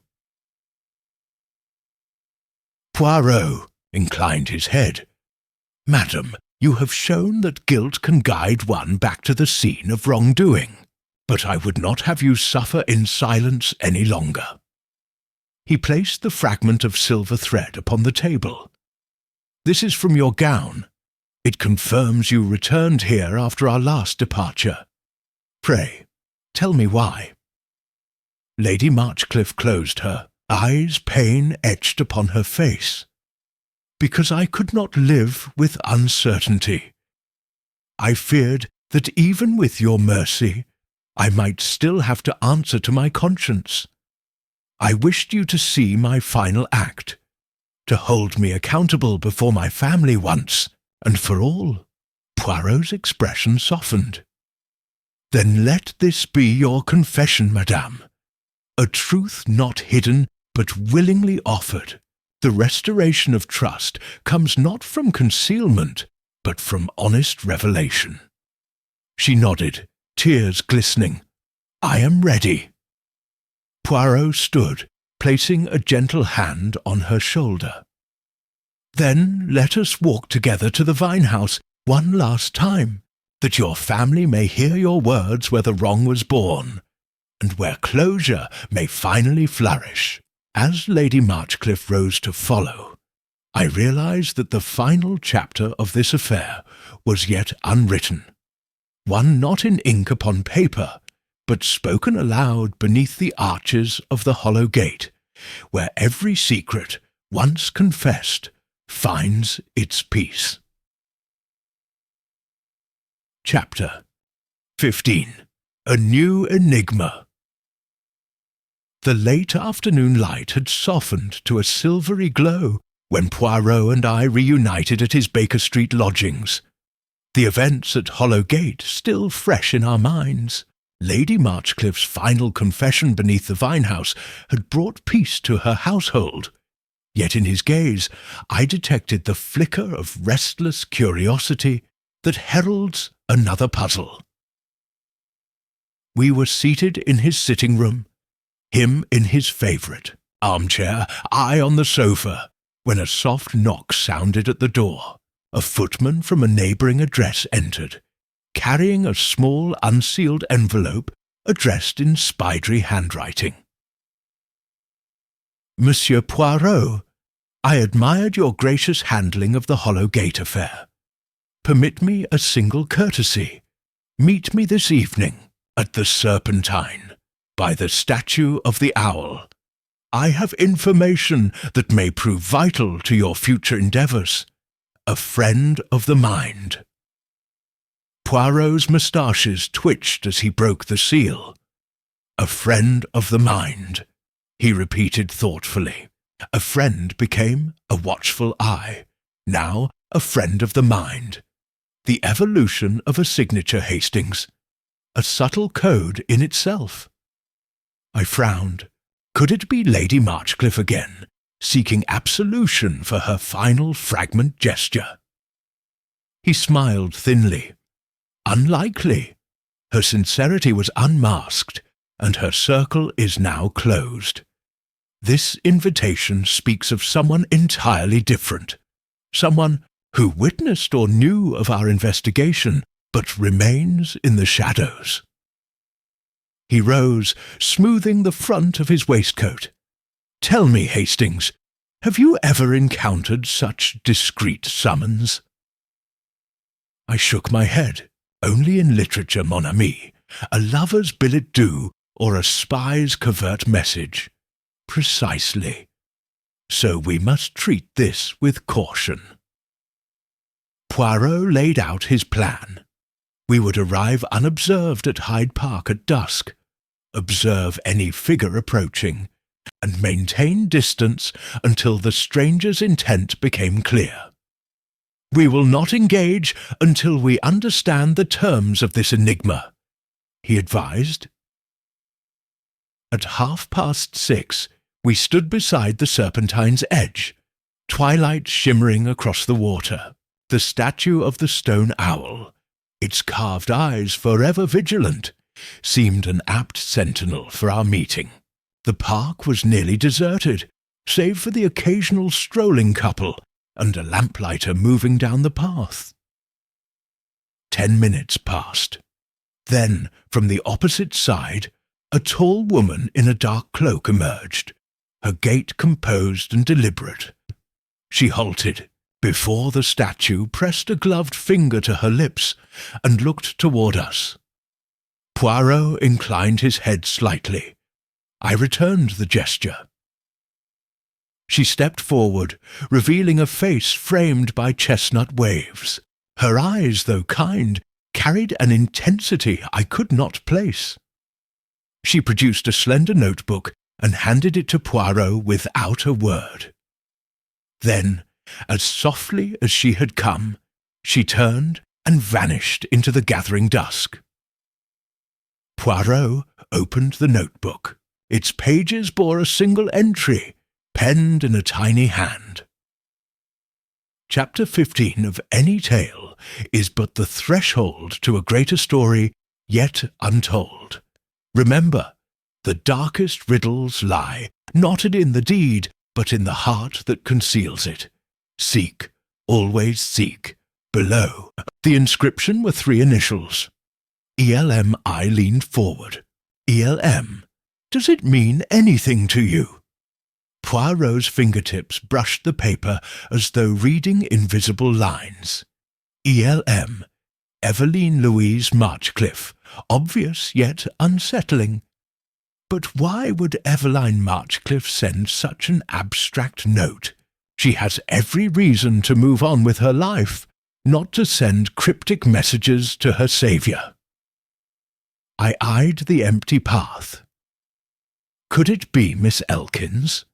Her devotion might prompt her to warn you of lingering dangers. Poirot shook his head. Her initials are EE, no match. Besides, her loyalty was to the family, not to me personally. These initials could also belong to an entirely new figure. ELM might be a pseudonym, concealing intent as cleverly as Lady Marchcliffe once hid her fragments. He rose and pocketed the notebook. A friend of the mind is not content with mere information. They seek to guide our reasoning, to hint at deeper truths. Yet the note's finality, seek, always seek, suggests no urgent threat, but an intellectual challenge. I folded the letter. Then we accept the challenge, though with eyes wide open. Poirot's moustaches quivered in agreement. Yes, Hastings, we shall remain vigilant, for in every solved case a new mystery unfurls, one that beckons the mind as irresistibly as the siren's song. And it seems we have already crossed the threshold of this next tale. As we left Baker Street and stepped into the crisp London evening, I felt that familiar stir of anticipation. The riddle of the hollow gate had ended, but its echoes resonated still, calling us onward to the next adventure, where the shadows of the heart concealed puzzles yet to be unearthed. Chapter 16. The Search for ELM. The morning light crept through the tall windows of 221B Baker Street as I entered Poirot's sitting room, only to find him already at his desk, the little grey cells alight with purpose. The notebook bearing the initials ELM lay open before him, its cryptic message still fresh on the page. A kettle sat whistling by the hearth, another inconvenience in the orderly routines of life, promptly silenced by Poirot himself. "Ah, Hastings," he greeted me, dipping a spoon into his teacup. "You see, an invitation such as this requires immediate commencement of inquiries. We must compile a list of all persons whose initials correspond and whose relationship to our recent cases might justify such a communiqué." I settled into my armchair, pouring hot water over the tea leaves. "Your suspects, mon ami?" "Let us consider," Poirot said, tapping the notebook's margin with an elegant finger. "Evelyn Louise Marchcliffe. Indeed, the direct match, yet having publicly resumed her life, she would have no reason for further clandestine messages. Elizabeth Leighton Murphy. An unknown name, but plausible as a new acquaintance. Or perhaps a pseudonym, a cipher guiding us towards some hidden meaning." He unfolded a sheet of paper and addressed me. "Hastings?" List every person present at Hollow Gate whose initials might align even loosely. We shall pursue each until the watchful eye is unmasked. I retrieved my notebook and began. Evelyn L. Marchcliffe, as you mentioned. Elizabeth Marchcliffe, her cousin, but she uses EBM. Then there is Miss Elkins, Elizabeth E.L., but her initials invert. I paused, looking up. There is also Lady Marchcliffe's maid at London, Miss Blanche Everly Montague. Her full name is Blanche E. Montague, which, if rearranged, could yield ELM, but I very much doubt she would send such a summons. Poirot smiled thinly. Clever, mon ami, but improbable. Now consider persons outside the immediate circle, those who might have observed the case from afar. He tapped his temple. A friend of the mind suggests an intellectual observer, perhaps a member of Scotland Yard who admires my methods, or a fellow member of the detection club. A flicker of recognition crossed his face. Ah, of course. Inspector Lestrade's associate, Mr. Edward L. Montague, fellow of the club.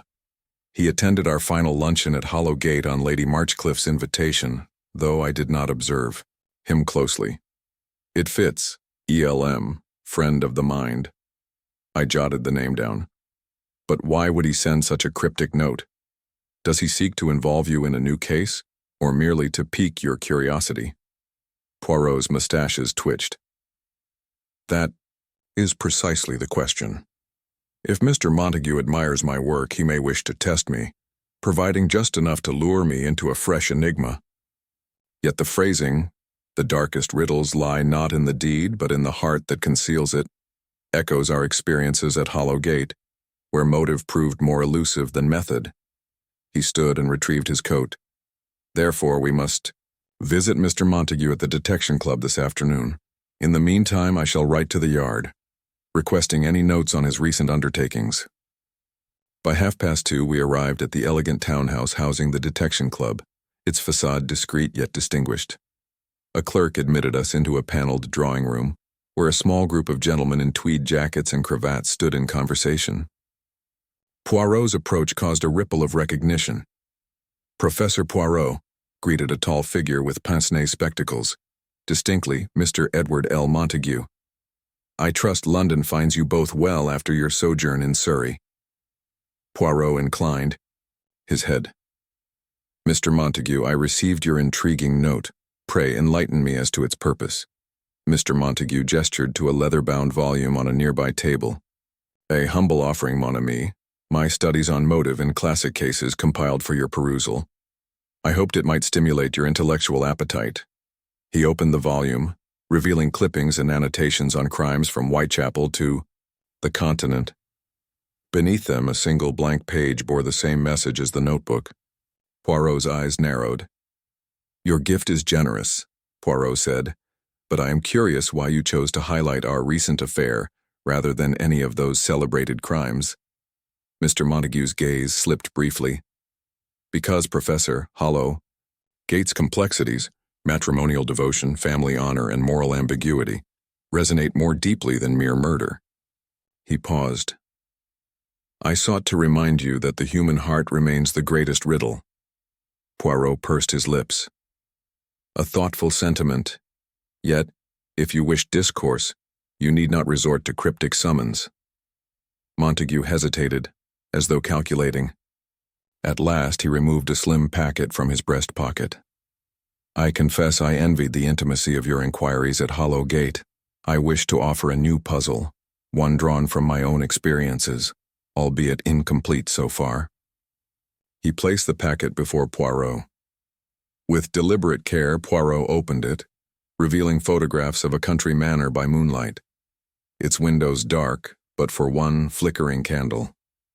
On the back, scribbled in pencil, "Ardenrest Hall, the whispering. Corridors conceal an inheritance feud long cold, yet something stirs beneath its dust." I leaned forward. "Another case, Professor?" Montague nodded. "I possess the deeds and letters hinting at a fraud hidden in Ardenrest's archives. But I lack your acuity to trace motive where documents deceive, and family secrets slumber." Poirot studied the photographs, eyes glinting. "An invitation, indeed. Though I must first conclude our current reflections, I accept this prompt. For every dormant inheritance conceals human ambition, and every ambition brings its own mirror of deception." He pocketed the photographs. "Monsieur Montague, you have my gratitude and my attention. Expect my arrival at Ardenrest by week's end." Montague bowed, satisfaction flickering across his features. "I shall await you, Professor, with all materials ready." As Poirot and I took our leave, I observed him. Once again, the little gray cells were alight with purpose, drawn irresistibly into a fresh labyrinth of motives and misdirections. And as we stepped into the London damp, I realized that every inquiry, however quiet its beginnings, blossoms into a drama of human hearts, each waiting for the master detective to guide them toward truth. Chapter 17. Journey to Ardenrest, Hall 2. Days later, under a slate-gray sky, Poirot and I boarded the 9:15 express from Paddington to Cornwall, bound for Ardenrest Hall. The little gray cells, freshly invigorated by our encounter with Mr. Montague, hummed with anticipation of a mystery, steeped in inheritance and long-buried grievances. As the train gathered speed, I settled into my seat, observing Poirot's meticulous preparations. He consulted his notebook, adjusted his cravat, and reviewed the stack of letters and legal documents Mr. Montague had supplied. Ardenrest, Poirot mused, peering out at the fleeting fields, is reputedly one of the oldest estates in the county, with corridors that echo both history and hush. Our task will be to sift through time's sediment, deeds, wills, letters, to reveal the motive hidden beneath polite society's veneer. I nodded, leafing through the packet. It contained a family tree stretching back 3 centuries, a copy of the current will delegating the estate to Lord Philip Merriman, and a series of cryptic letters from an anonymous correspondent warning of forged signatures and false testimonies.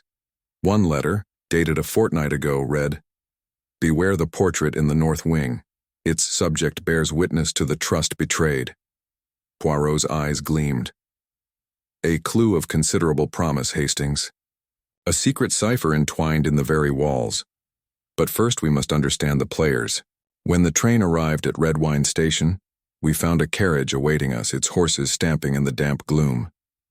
The driver, an elderly man in a worn greatcoat, lifted a hand in greeting. "Professor Poirot, Ardenrest Hall, sir?" "Yes," Poirot confirmed crisply. "And take us by the lower road.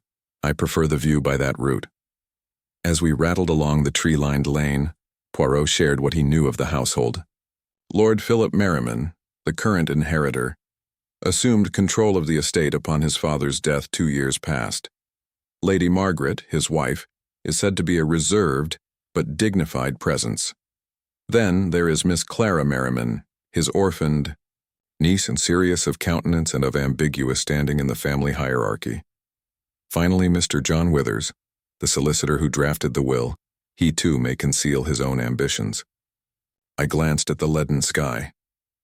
And the anonymous letters. Could they be from among these or a stranger? "Both possibilities merit consideration," Poirot replied. "A family insider, resentful of the allocation of assets, or an external observer seeking to expose a deeper fraud." He paused. "Note that the warning mentions a portrait. Portraits record likenesses, yet here the likeness may conceal evidence of a falsified signature or altered date." We arrived at a wrought iron gate, smothered in ironmongery and lichen. Beyond it, Ardenrest Hall rose in austere splendor, gray stone facades, mullioned windows, and an imposing portico supported by Doric columns. A carriage sweep curved toward the entrance, flanked by clipped yews. The butler, Mr. Carmichael, greeted us at the hall door, a tall, gaunt man with an expression as guarded as the manor itself. He ushered us into a paneled vestibule lit by flickering sconces. The air was cool and scented faintly of wax and cedar. "Professor Poirot, Dr. Hastings, welcome to Ardenrest," he said, his voice calm but measured. "Lord Merriman awaits you in the drawing room. Shall I take your coats?" Poirot inclined his head. "Thank you. Hastings, let us follow Mr. Carmichael." The drawing room was spacious and richly furnished, burgundy damask curtains, an imposing marble fireplace adorned with carved heraldry, and on the far wall the much-rumored portrait. A solitary candle flickered beneath it, casting the painted figure, a stern gentleman in 18th century attire, in half-light. Lord Merriman rose from a velvet settee as we entered. He was a man in his mid-40s with iron-gray hair and a courteous but distant manner. His wife stood nearby, Lady Margaret, graceful in black silk, her eyes respectful yet reserved. Miss Clara Merriman sat in a corner, reading a small leather-bound book, only raising her head when addressed. "Professor Poirot, Dr. Hastings," Lord Merriman greeted us. "I am grateful for your willingness to assist. The letters you have received are troubling, and I fear the legacy entrusted to me may be built on a foundation of deceit." Poirot inclined his head, eyes drifting to the portrait. "Indeed, Lord Merriman. You have summoned us to discover whether the will's provisions rest upon legitimate hands or upon the forgeries of a clever mind." Lady Margaret exchanged a glance with her husband. "We have allowed Mr. Withers to collect the original documents, fearing damage to the estate's archives, but perhaps an external examination would be prudent." "Quite. Poirot agreed. "I shall wish to inspect those documents, and to speak with Mr. Withers at the earliest opportunity. But first, may I examine this portrait?" He stepped closer to the painting, fingers steepled and eyes narrowed. The subject's hand rests atop a desk. Note the prominent seal. And that desk bears a pile of papers, all but hidden in shadow. Miss Clara rose, crossing to the portrait. "I have often studied that image," she said softly. "It is of my great-great-grandfather, Sir Edward Merriman. They say he lost his eldest son in a duel, and the estate then passed to the younger branch. Hence, this hall's legacy is stained by siblings' rivalry." Poirot nodded thoughtfully. "Ah, emotion and inheritance. Cousins at odds across, generations. It would not surprise me if history is repeating itself here in fresh disguise." He stepped back, turning his gaze upon the assembled group. "Mes amis, we stand upon the threshold of a tangled saga. I propose we begin with the documents, the original will, the codicils, and any letters bearing witness to the transaction. Then we shall speak privately with each of you, to understand your motives, your movements, and what you know of the portrait's secrets." Lord Merriman inclined his head. "I have instructed Mr. Withers to assemble everything in the library. Shall we proceed there?" Poirot nodded, pocketing his notebook. "Lead the way, Mr. Carmichael, and let the little grey cells commence their work." As we followed the butler through dim corridors lined with ancestral likenesses, I felt the familiar thrill of anticipation. Ardenrest Hall, with its haunted history and veiled motives, had already whispered its first clue, and I knew, as always, that under Poirot's guidance the hidden truth would emerge from the shadows, patiently, inevitably, and with elegant precision. Chapter 18. The Denouement at Ardenrest. We filed into the hushed library, its mahogany shelves bowed with the weight of centuries, and found Mr. John Withers waiting beside the heavy oaken table. On it lay the original will, 3 codicils, and the bundle of anonymous letters. Lord Merriman and Lady Margaret stood behind him, while Miss Clara Merriman sat to one side, pale but resolute. Poirot took his place at the head of the table, steepling his fingers. "Mes amis," he began, "we are here to determine whether Ardenrest's legacy is bound by honour or chained by deceit.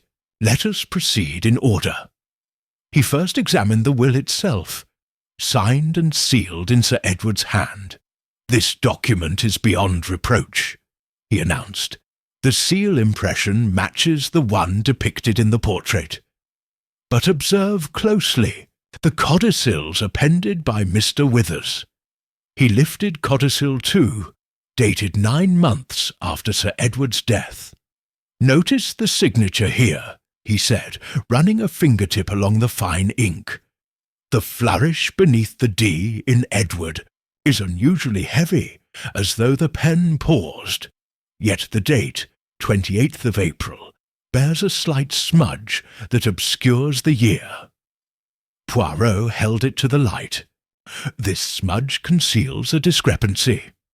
The letter itself was penned in 1823, yet the will was proved in 1821. A clever flourish of ink to compress 2 years of interest into the original bequest." Lord Merriman's brow furrowed. "So, the codicil is fraudulent, inserted to favour someone." Poirot nodded. "Yes. Now, who benefits? The codicil redirects a 10th share of Ardenrest's lands to Miss Clara Merriman, but only upon reaching her majority. Meanwhile, it allocates that share to Lady Margaret for her lifetime. On the surface, a gesture of generosity. Yet in practice, it delays Clara's claim indefinitely and places her estate in your hands, Lady Margaret. He turned to Mr. Withers. "You drafted this, did you not?" Mr. Withers's composure slipped. He swallowed. Yes, I drew the codicil at Lady Margaret's request." Lady Margaret stiffened. "I requested an amendment only to secure income for the upkeep of Ardenrest. The codicil's delay clause was suggested to ensure the estate's preservation." Poirot inclined his head. "Preservation or possession? A will is a covenant with the dead, meant to be honoured without artifice." He laid the forged codicil aside and picked up an anonymous letter. These letters warned of a portrait's testimony. Let us now inspect that portrait once more. We returned to the drawing-room, where the painting of Sir Edward hung above the mantel. Poirot gestured. "Look at the seal upon the desk. Mirror its impression against the actual signet ring Sir Edward wears in his right hand." He held a small mirror. The seal's claws in the painting pointed left, while the ring's seal pointed right. In the painting, the artist deliberately reversed the seal's orientation, an allusion to a reversal of intent, a signal to future observers that something here is amiss. Miss Clara gasped softly. "So the warning was in plain sight." Poirot nodded. "Indeed, the anonymous correspondent, a friend of the mind, was none other than the artist's descendant, Eleanor L. March, and her initials, ELM, appear in the notebook. She discovered the smudged date and encoded her clue in the mirror image." He placed the notebook on the mantel. "She could not correct the codicil without proof, so she guided us to find it ourselves." Lord Merriman turned to his niece. "Miss March, this was your doing?" Miss Clara, Eleanor March, as she revealed, smiled gently. "I feared the estate's future was compromised. My research uncovered the forgery, but I needed Professor Poirot's skill to prove it beyond doubt." Poirot addressed Mr. Withers gravely. "You manipulated both law and family trust for what you deemed a noble cause. Yet the law demands truth. The forged codicil must be annulled, and you will face the consequences of your actions." Withers bowed his head. "I accept your judgment, Professor." Poirot then faced the Merrimans. "Let us restore Ardenrest to its rightful heir. Lord Merriman, sign this decree revoking the fraudulent codicil. Lady Margaret, relinquish any claim on Clara's share. And may this house stand as a testament to honour restored." Lord Merriman rose and signed the necessary papers. Lady Margaret placed Clara's hand in his, symbolically and in truth. Clara's eyes filled with tears of relief and gratitude. As the household rejoiced, Poirot and I retreated once more to the library. Over tea, he reflected, "Motives are like hidden currents. They shape the surface you see, yet only a careful dive reveals their direction. Here, the appearance of care concealed the current of personal gain." I nodded, and the anonymous artist, ELM, knew the value of symbol and mirroring. She gave us the key to unlock the deceit. Poirot smiled. "Yes, Hastings. In every case, whether a stolen daughter or a forged document, the greatest mystery lies not in the deed, but in the heart that gives it life. Today, Ardenrest Hall breathes freely once more." We departed by candlelight, the grand facade of Ardenrest standing dignified under the stars. Inside, the merriman's laughter echoed through the corridors, an honest chord replacing the dissonance of secrecy. And as the carriage carried us back toward London, I felt the familiar certainty that no puzzle, however artful, can withstand the clarity of truth, especially when illuminated by the unerring little grey cells of Hercule Poirot.